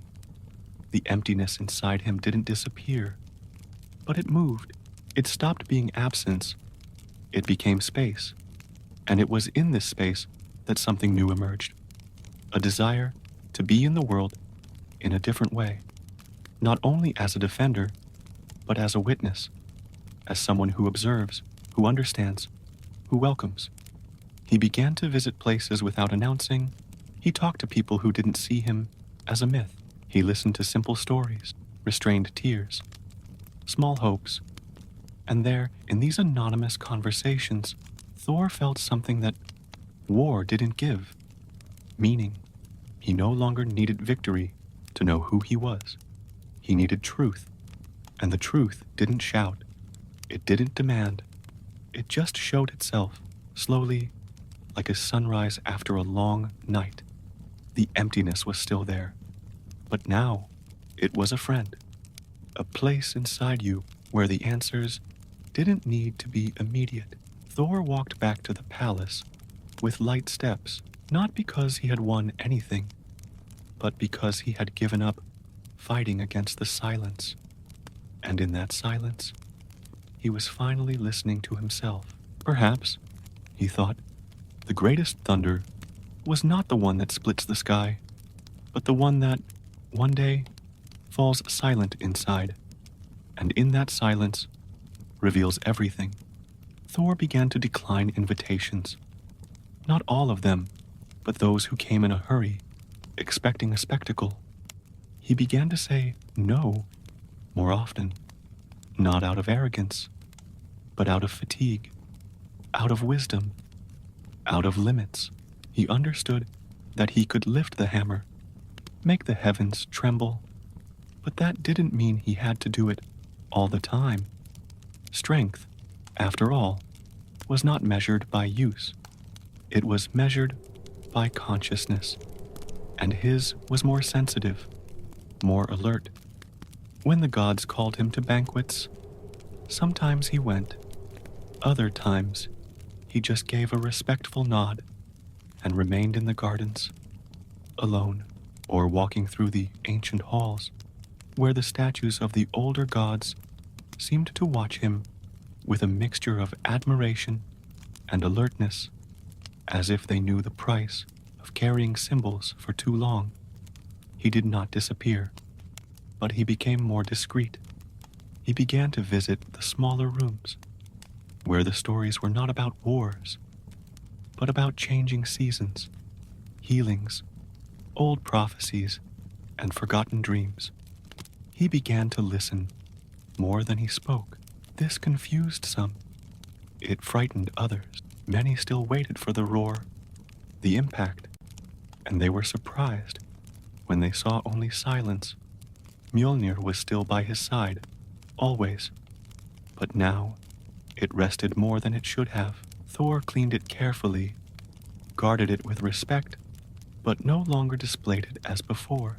He had understood that the true bond was not between the warrior and his weapon. It was between the being and his intention. And Thor's intention was changing.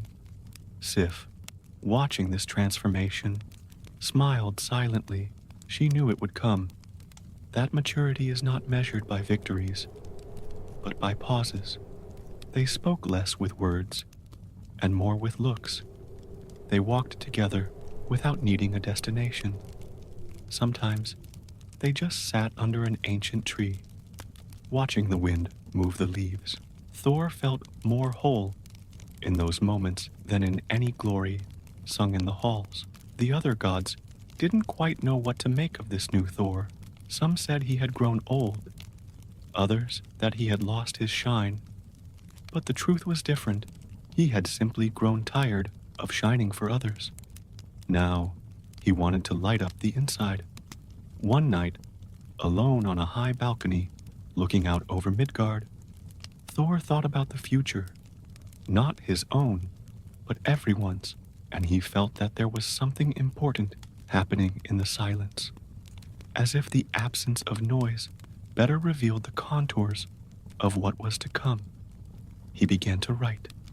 Simple words, short sentences, nothing grand, just thoughts, doubts, reflections on everything he had experienced. He kept the texts on old parchments, with no intention of showing them. Writing was a way of listening to himself, and there, in the silence of ink on paper, he found peace. He was not a poet, but he was sincere, and sometimes that was enough.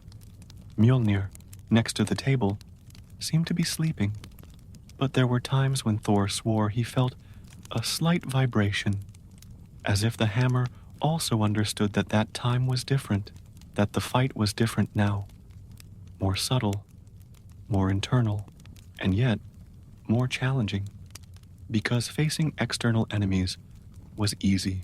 What was difficult was facing the void, the mirror, the expectation. Heimdall began to visit him from time to time. They spoke little but deeply. They talked about cycles, about what is lost when too much is gained, about how the gods also become sick from the inside out. Heimdall said that the kingdoms would still need Thor, but perhaps not that old Thor, with the roar. Perhaps now, they needed the one he was becoming. Thor listened, not as someone who listens to advice, but as someone who shares a path, and he began to accept that silence was not the absence of life. It was the space where life reorganizes itself, where meaning reappears when everything else falls silent. The thunder still came, sometimes, but not because he called for it. It came as a reminder, like echoes, and he let it pass without haste, without fear. As he walked through Asgard, he no longer walked with his chest puffed out. He walked with light breathing, his eyes alert. Some children approached him and asked him to tell them stories. He told them, but not those of glory. He told them those of doubt, those of cold nights, of internal battles, of slow learning. And they listened, fascinated, because deep down, every soul seeks to see itself reflected in someone who does not deny its own process. Thor knew he would be called again. The world never stops. The threats never cease. But now, when he went, he would go whole hog, not to prove anything, just to do what was in tune with who he had become. And when no one called him, he smiled silently, because rest was not an absence of duty. It was part of him. And that, now, made sense. As Thor walked through Asgard at his new pace, something curious began to happen outside the golden walls.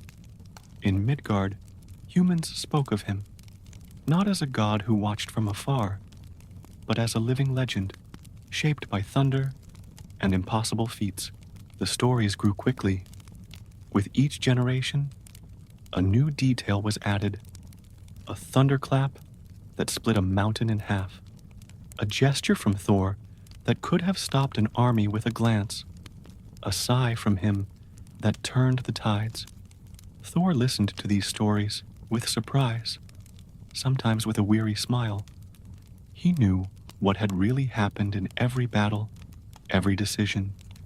He knew what he felt, what he doubted, what he hesitated. But myths do not care for hesitation. They prefer certainty. Little by little, humans began to build images, statues, carvings, poems sung by campfires. They all depicted Thor as an invincible warrior, always holding Mjölnir high, always ready to destroy. No silence, no doubts, no trace of the man who had learned to stop, to listen, to reflect.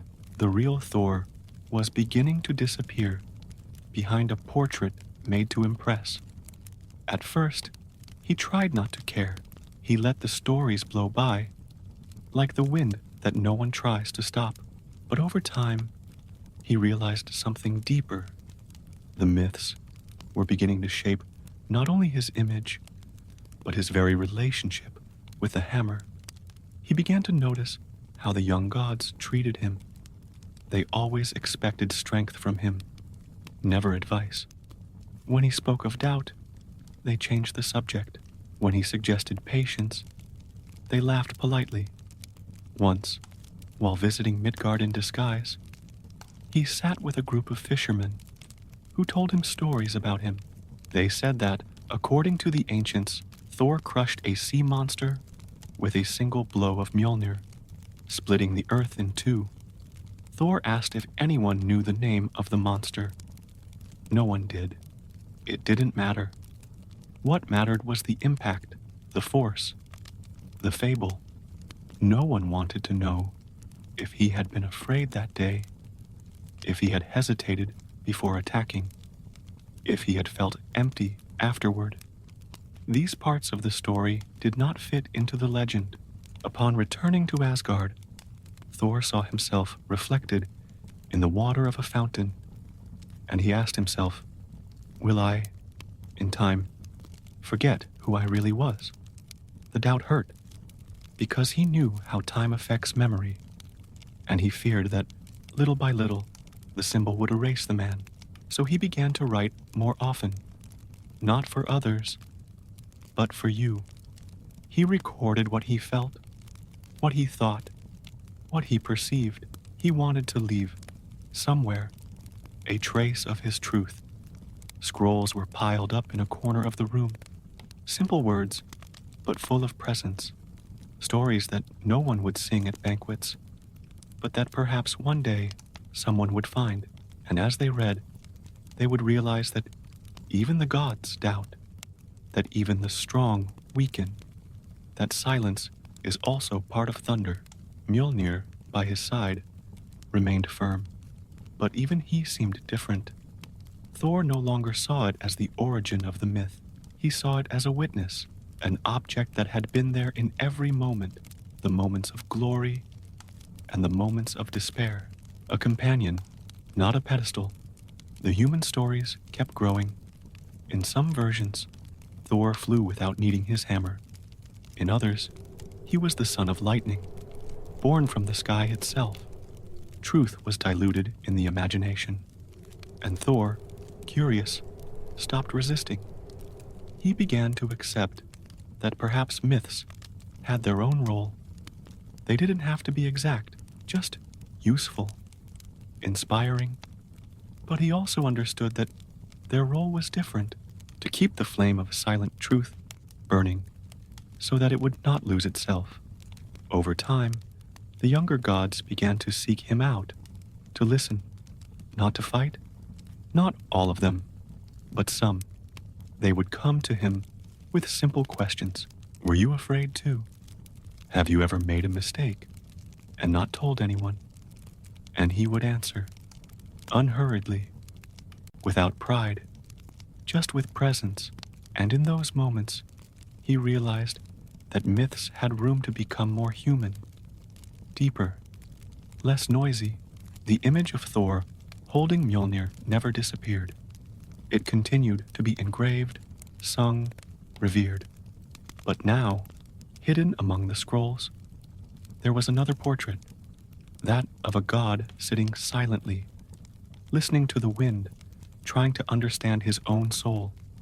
And this portrait, although not displayed on the walls, was perhaps the truest of all, because it did not speak of what he did. It spoke of who he tried to be. And this silent attempt was the hardest story to tell, but the one most worth remembering. It was late afternoon in Midgard. The sky was slightly orange, and the air carried that warm silence of someone who has lived the whole day and now just breathes. Thor walked through low fields, disguised, not as a god, but as a common traveler, dressed simply and walking calmly. He didn't want to be recognized. In fact, he didn't even know exactly what he was looking for there. He only knew that he needed to walk among humans, to feel their gestures, their pauses, their small doubts. His legend had grown like fire in a dry field. But men, at their core, were still made of the same things: questions, tiredness, hope. In the distance, he saw a small cabin with smoke coming out of the chimney. There was a man sitting in front of it, polishing a tool. He didn't seem scared, nor curious. He just looked up and nodded, inviting Thor to come closer. He did. He sat down next to it, without saying who he was. There was no need. In this conversation, names didn't matter. The man offered a simple drink, made from roots and leaves. It tasted strange, but sincere. They talked about the weather, about harvests, about the approaching cold. Thor listened more than he spoke. He observed the host's slow gestures, the way his work-marked hands held the glass, how his eyes searched the horizon with that mixture of tiredness and peace. After a while, the man asked, "And you? Are you running away from something?" Thor thought about denying it, but he ended up answering with a question. Have you ever felt trapped by something that others think is a gift? The man smiled, not at all strange. Every day, he said, I have an axe from my father. Everyone says it's a blessing, but sometimes all I wish was that I could use my hands for something else. Maybe to plant, maybe just to rest. Thor nodded. There was no judgment here, only acknowledgement. They were two very different worlds, but the essence was the same. The armor of expectation weighs heavily on everyone. They were silent for a while, only the sound of the wind and the soft crackling of the fire that heated a pot on the ground. Then the man got up, went into the hut, and came back with a piece of bread and some honey. Thor accepted it. He ate it slowly, and as he chewed, he thought about how many times he had ignored gestures like that because he was too busy trying to be something bigger. The simplicity of that moment touched him more than any hymn sung in his honor. It was there, on that dirt floor, in that bitter drink and rustic bread, that he felt closest to what he had once tried to remember in the mountains. He didn't need thunder, nor victories. He just needed to exist without being a monument. As the sun began to set, Thor thanked him. He stood up, preparing to leave. The man held out his hand. You look like someone important to me, he said. But whoever you are, I hope you can make peace with what you carry. Thor shook his hand, strongly, firmly. Then he just smiled and walked back down the path without looking back. That night, upon returning to Asgard, Thor sat with Mjölnir at his feet. He said nothing. He just stood there, letting his mind wander over the man's words. The taste of honey, the late afternoon breeze. He realized that this brief and unceremonious encounter had been more transformative than many wars, not because it taught him anything new, but because it reminded him of what he already knew. Humanity was not in the big decisions. It was in the details, in the direct look, in the honest question, in the acceptance of what is simple. And this, Thor understood now, was what he had begun to lose when he became just a symbol. Mjölnir, beside him, also seemed at peace, as if it knew that, even in silence, it continued to fulfill its function, not to destroy, but to remember. That human didn't know he had spoken to a god, and that was part of the charm, because he spoke to the being, not the legend. And Thor, for the first time in a long time, felt that someone saw him beyond the hammer, beyond the function, and that strengthened him, not for the next battle, but to continue being, without armor, without myth, just presence. And that, now, was enough. Time does not stand still, not even for the gods. The ages passed like the tides, and Thor, even immortal, began to feel what few recognize, that eternity is not only about permanence, it is also about transformation. Battles became rarer. Enemies changed form. They no longer came in hordes of giants, but in subtle crises, in internal conflicts, in decisions that required wisdom more than strength. Humans changed too. Their eyes turned to new explanations, new idols, new languages. Thor ceased to be a presence and became a memory. The statues remained. Some were forgotten in temples, overgrown with vegetation. Others were turned into ruins. But the stories continued, told from generation to generation. They took on different forms. In some, Thor became a demigod. In others, a spirit of thunder, a natural force. The name was preserved, but the face blended into the imaginary. And strangely, he didn't care. He no longer felt the need to control the image people had of him. Asgard, too, was changing. The shine of the golden columns was no longer the same. Some gods had left, Others had disappeared into their own worlds, and Thor, who had once been the center of decision-making, now watched from afar, not with sadness, but with a kind of mature acceptance. He knew that cycles come to an end, and that being part of history does not mean always being at the center of it. He began to visit places where no one recognized him.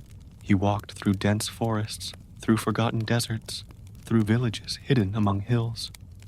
He observed people, the way they cared for each other, how they made mistakes, how they forgave each other. There, among human gestures, he found more divinity than in many sacred halls. He no longer needed an altar. He only needed silence and an attentive gaze. Over time, he stopped carrying Mjölnir around with him all the time. He kept it in a safe place, where no one could find it by chance. The hammer, once an inseparable extension of his body, now became an object that could be left alone. He visited it from time to time. He touched it reverently. He spoke to the sleeping metal in his mind, and the hammer, in its deep silence, seemed to understand. One night, he sat on top of a mountain and looked up at the sky. The stars no longer told the same stories. The world had become louder, faster, but the sky remained the same, immense, indifferent, eternal. Thor closed his eyes and tried to remember everyone he had ever known. Friends, enemies, those who had laughed with him, those who had feared him. Many had already disappeared. Others were slowly fading away, and he, still there, present, but silent. There was no sadness in it. There was a strange lightness, like someone who accepts that not everything needs to last to be important. He began to write less. The words now came more slowly, as if each sentence needed to mature before being said. It was no longer about recording everything. It was about keeping the essential. What is not lost, even when time decides to erase the details. The few gods left in Asgard regarded him with silent respect. Thor was a quiet presence, almost a gentle ghost. When he spoke, everyone listened, but he spoke little. He preferred gestures, presence. Sometimes, just being in a place was enough for everyone to feel that something important was being said, even without words. This was the kind of power he had learned to value, the power of stillness. Humans kept changing. They invented tools that mimicked thunder. They built machines that flew higher than he had ever flown. They created artificial voices, digital maps, provisional truths, and through it all, there were still children who looked up at the sky and asked who made the thunder. They didn't always hear his name in response, but he smiled anyway, because he knew that somehow he was still there, not in the answer, but in the question. Thor now understood that his true legacy was not what he left in the temples. It was what he provoked in people. A doubt, an impulse, a feeling of strength that did not oppress but welcomed, and that no one could erase. Mjölnir, kept in its chamber of silence, remained motionless. But sometimes, in the distance, thunder would sound, and Thor lifted his eyes lightly, not to act, but just to listen, because the thunder was no longer a call. It was a reminder of who he had been, of who he still was, even when no one saw it, even when the world was spinning too fast to remember. And in that reminder, there was peace, and there was meaning, and that, now, was all he needed.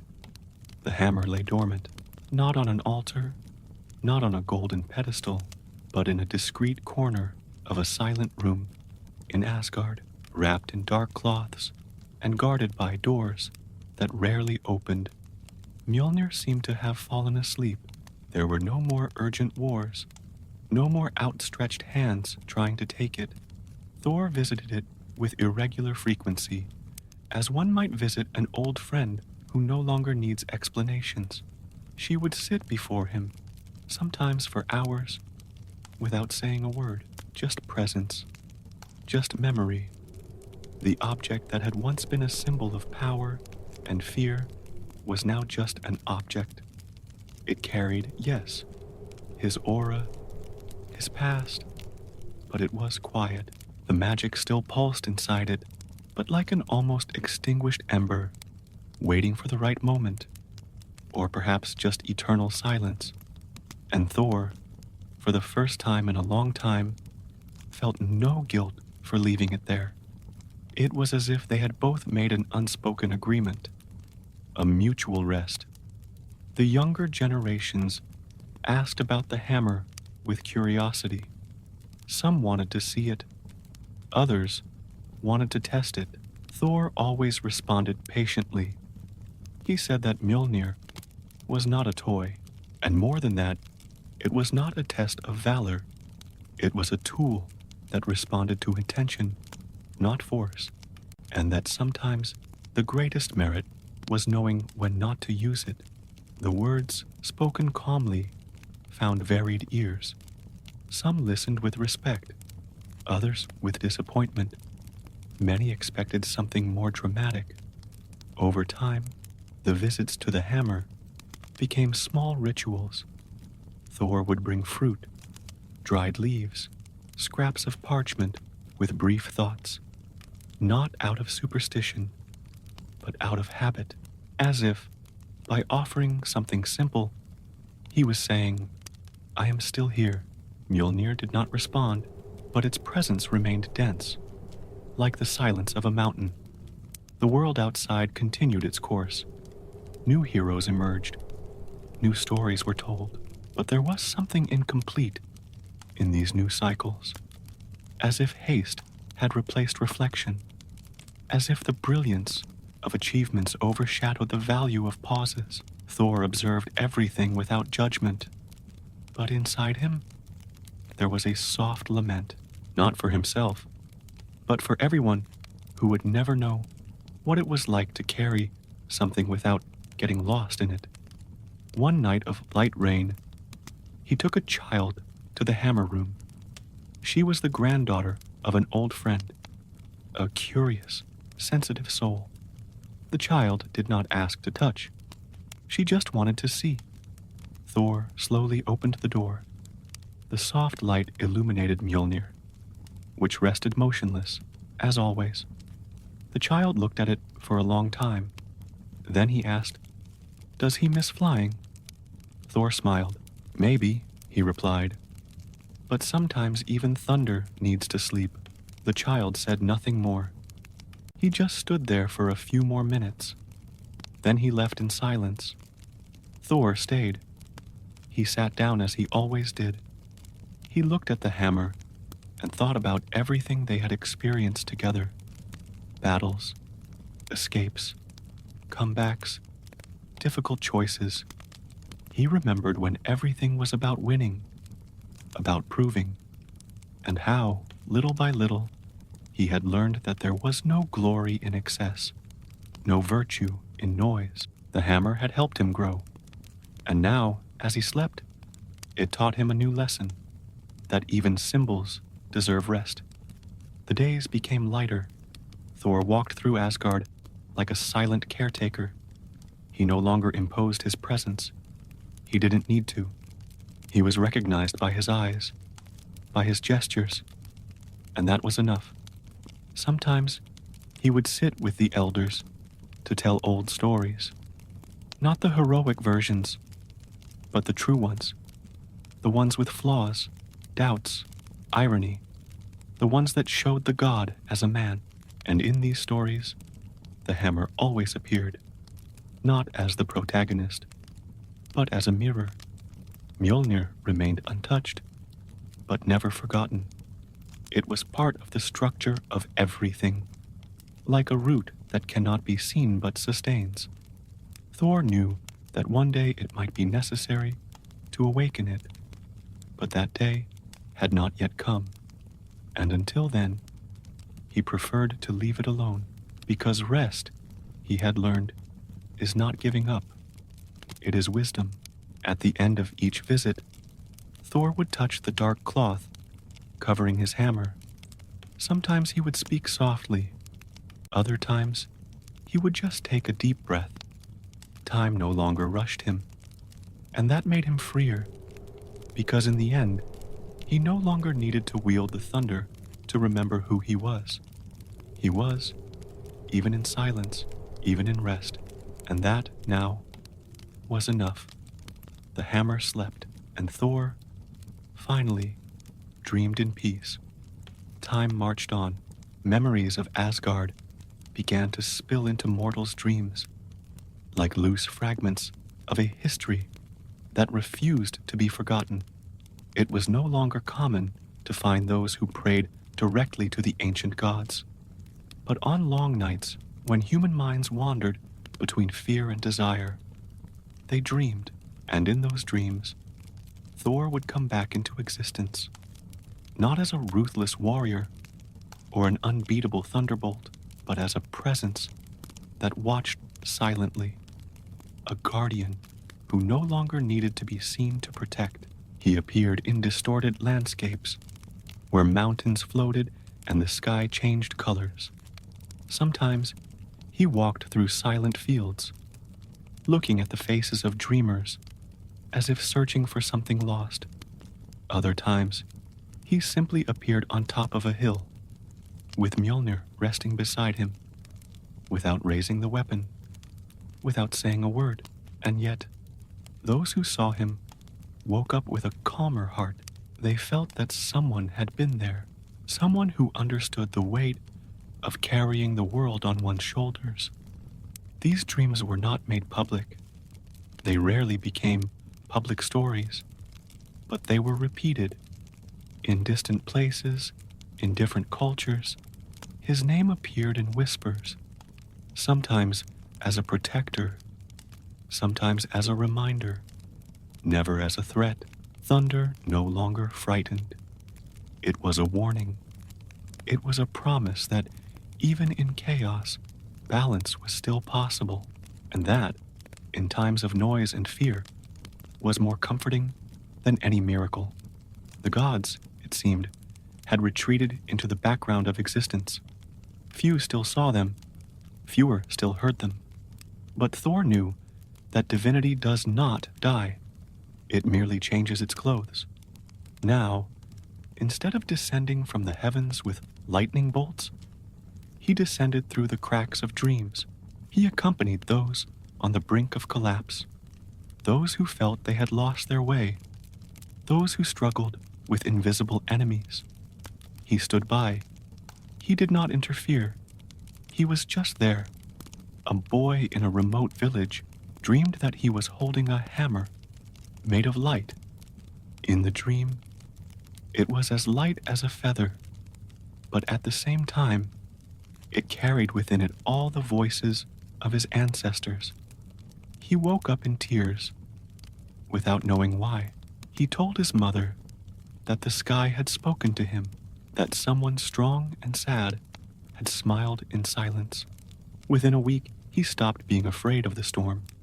A woman, in the midst of a night of profound loss, dreamed of a silent cave, and inside, a man with blue eyes and a gray beard offered her a heated stone. He said simply, "Carry this, and you will not be alone." When she woke, she found a small rock beside her bed. There was no way to explain it, but it was enough to make her breathe easier. For the first time in months, Thor didn't control these dreams. He didn't choose them, but he felt them when they happened, like distant pulses, like gentle touches on the edge of his consciousness. It was as if the hammer, even in its slumber, still resonated with vibrations that connected him to the world. And he accepted this new role with humility. He no longer needed glory. He just needed to be useful, even if no one knew it. In Asgard, few spoke about it. The city, quieter, had become almost a sanctuary of what it once was. Some gods still walked the halls, living reminders of an ancient time, but the world now belonged to mortals, and Thor, upon realizing this, felt a mixture of relief and melancholy. He had fulfilled his role more than once, in more than one way, and now he could only follow along, not as a stern watchman, but as a gentle shadow, as a sense of quiet strength.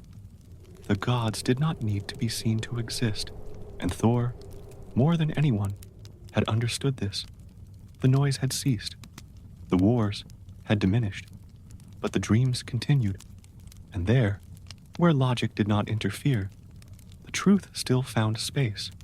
One such night, sitting beneath the Asgard sky, Thor closed his eyes and let his mind wander. He did not seek visions. He simply opened himself to whatever came, and then he saw it.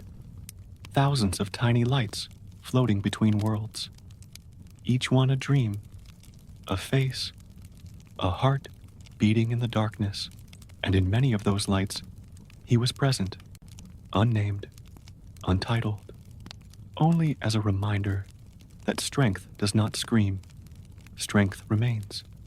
And so, even without an altar, even without offerings, the god of thunder continued, not because it was necessary, but because there were still those who needed it. And for them, all they had to do was close their eyes and listen, deep down, to the echo of a thunder that never hurts. That simply announces, you are not alone. Odin's audience chamber no longer had the hustle and bustle of the past. The tall columns stood firm.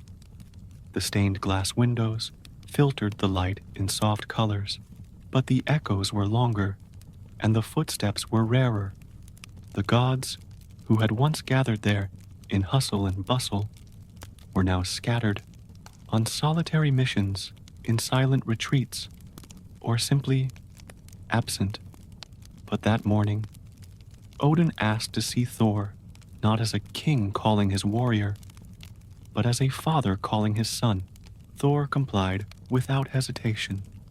He entered the hall with the calm that had become his trademark. Mjölnir was not with him. It did not need to be. Odin was sitting on the throne, but not as before. He was leaning forward, his elbows resting on his knees, his eyes fixed on some point on the floor. When Thor approached, he looked up, one eye only, but still able to see much more than anyone else. The father studied his son for a while, then indicated a simple chair nearby. Without ceremony, Thor sat down, and for a long moment, neither of them said anything. It was Odin who broke the silence. You have changed. Thor did not answer. He knew it was not a question, and that is good. His father continued, for a long time, I feared that you would follow too closely in my footsteps, that you would inherit not only the hammer, but also the burden I myself helped to build. Thor kept his eyes downcast. He had thought about this before, about how much he had been shaped by expectations, by inherited roles. Odin took a deep breath. I did what I thought was right, but now I understand that right changes. What once maintained order may now fuel imbalance. Thor looked at him. He saw an old man not only in body but in spirit, a god who had ruled firmly, but now seemed to be seeking something else. Perhaps peace, perhaps forgiveness. Odin continued, You have surpassed me, and that is something few fathers get to see. I do not mean strength. I mean listening, your ability to stop, to stay. Thor did not know what to say. The words came slowly, as if trying not to break something delicate. Odin held up a hand. In it was a carefully folded piece of ancient cloth. He handed it to Thor. It's a map, he explained. Not of territory, but of inner paths. It was made by seers. I've never used it. Not in practice. I was too busy conquering the world to understand myself. Thor unfolded the cloth, He saw crisscrossing lines, ancient symbols, paths that seemed like spirals instead of clear directions. A map of the soul, not of space. I want you to have it, Odin said, because I know you will know how to use it. Not to find something, but to keep from getting lost. Thor held the cloth as if it were fragile, but he could feel its density, not of weight, but of meaning. Odin sat back, exhausted. When I am gone, many will try to decide what to do with the throne, with the hammer, with the stories, but you, do not let them put you in a mold. You have already broken out of it, and that has saved you. Thor wanted to respond, but all he could manage was a slight nod, a look full of gratitude and doubt. He knew this was a goodbye, not immediate, but close. Odin was saying what needed to be said before he disappeared, and Thor, despite being prepared, felt the silent knot that only children recognize. They stayed together for a while longer. They spoke little. They shared the silence as if they were sharing a last meal. When Thor stood up to leave, Odin called out, "If one day you feel that everything is falling apart, that no one understands what you carry, go to Yggdrasil. Sit with the roots. They know you." Thor nodded and left.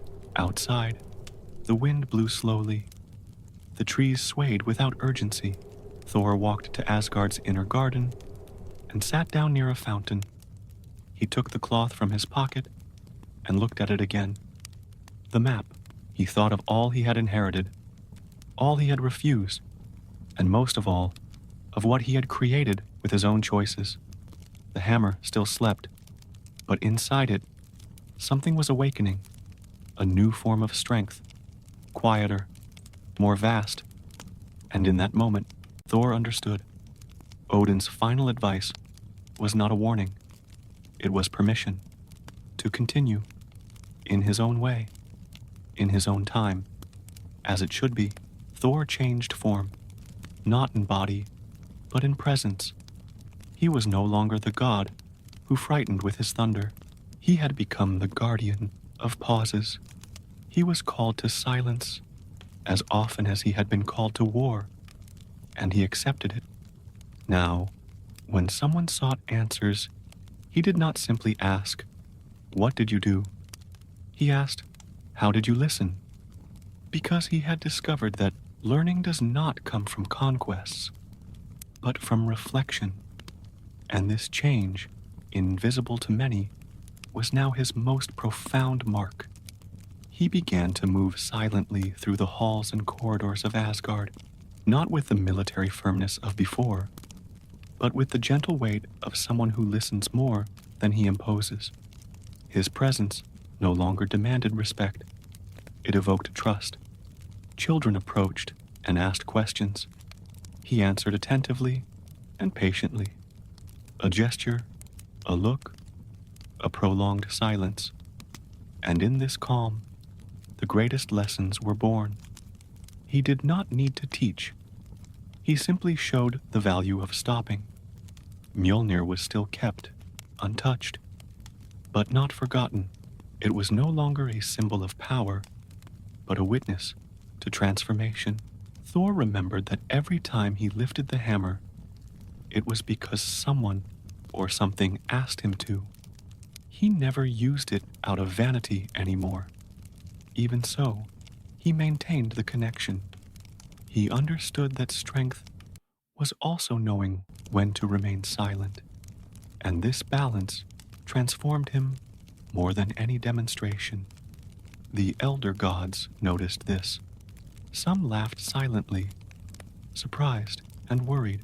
Others smiled with relief because they recognized in their son a wisdom that not all had yet achieved. Heimdall secretly admired him, and even Loki, somewhere, muttered with involuntary respect.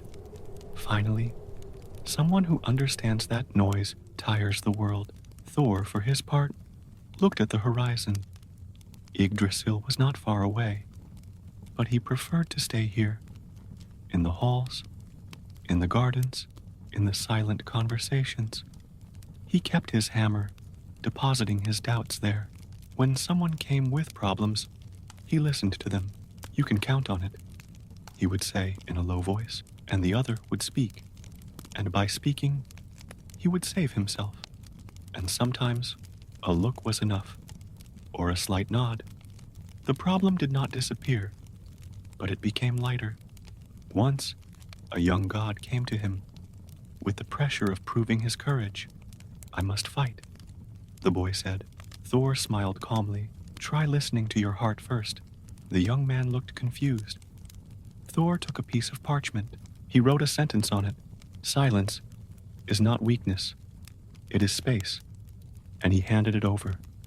The young man came out different, and Thor knew that his silence had done more for him than any battle could. In Asgard, many began to change. Silence became sacred space. Meetings included pauses. Decisions were made more carefully. The gods listened more than they spoke. The change did not come from Thor's strength. It came from his gentleness, his unhurried presence, his example of patience, and his legend grew, not through thunder, but through shared sighs. To the world outside Asgard, he became a renewed myth, a story told around campfires and libraries, the god who learned to be silent, not to disappear, but to listen to what history demands. Humanity continued to change, and Thor was still there, not as a distant figure, but as the guardian of the silence that sustains the world, because those who listen witness, and those who witness know how to protect. Mjölnir still rested in its dark corner. Some nights, Thor would go in, light a candle beside it, and gaze at the hammer in peace. Then, yes, it was a symbol, but now of balance, not of raw power. And Thor, finally, understood. The thunder was still his, but above all, it was an echo of calm, an echo of presence. And that echo, now, was his greatest legend. Night fell slowly in Asgard. The stars, already familiar with that ancient sky, appeared one by one, as if they wanted to spy on the silence before entering. Thor walked through the empty corridors. He felt the echoes of everything that had been. Every stone, every statue, every shadow told a story. But now, these stories didn't demand attention.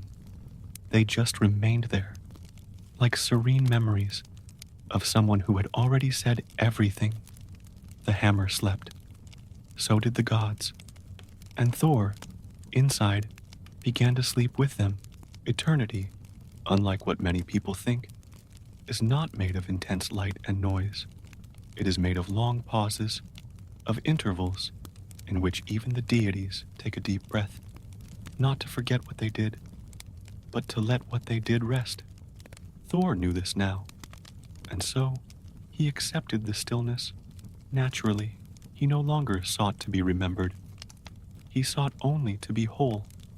On one of the palace's high balconies, he sat in silence, his hands on his knees, his eyes turned to the world below.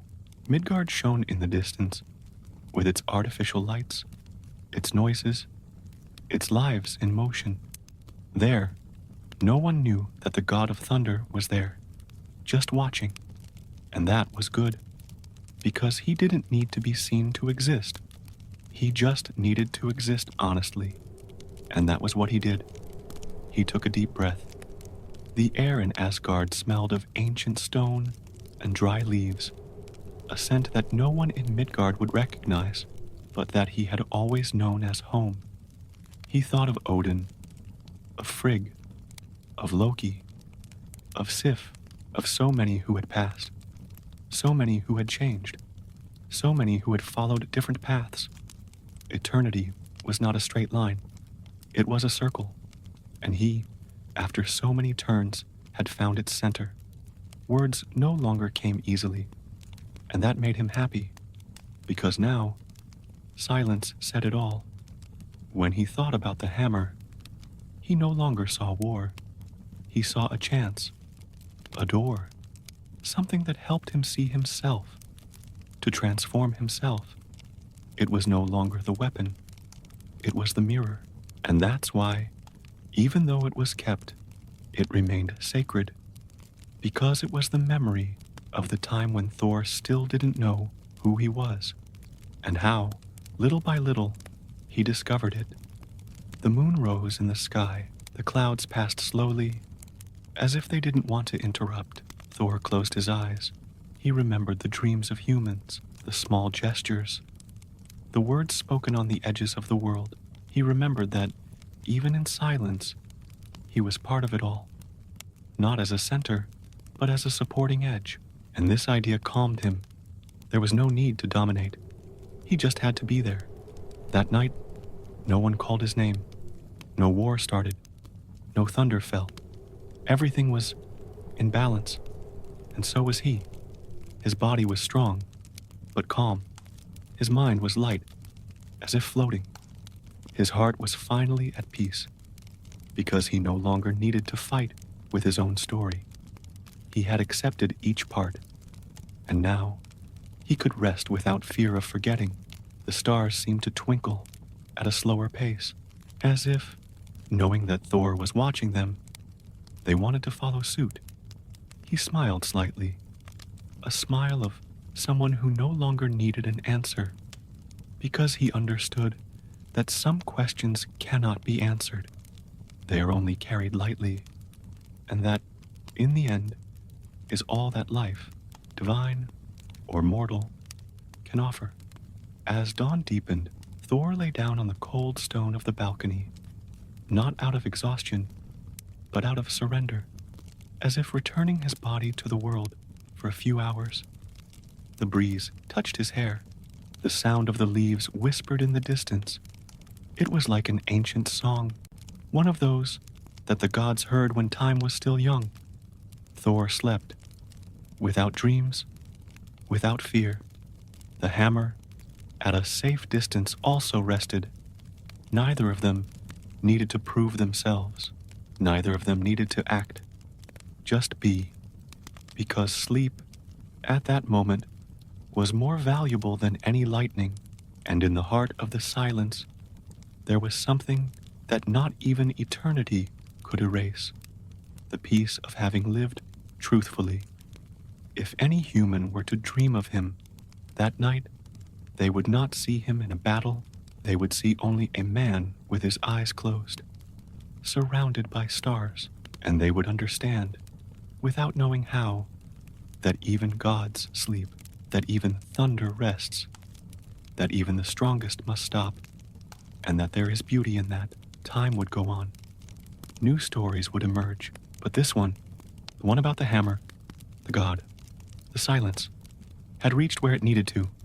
No glorious end, no final battle, just a well-deserved rest, a deep sleep, a temple of stillness. And there Thor, the thunder, the man, the myth, fell asleep in peace. And you, perhaps, are ready to sleep now too. Good night.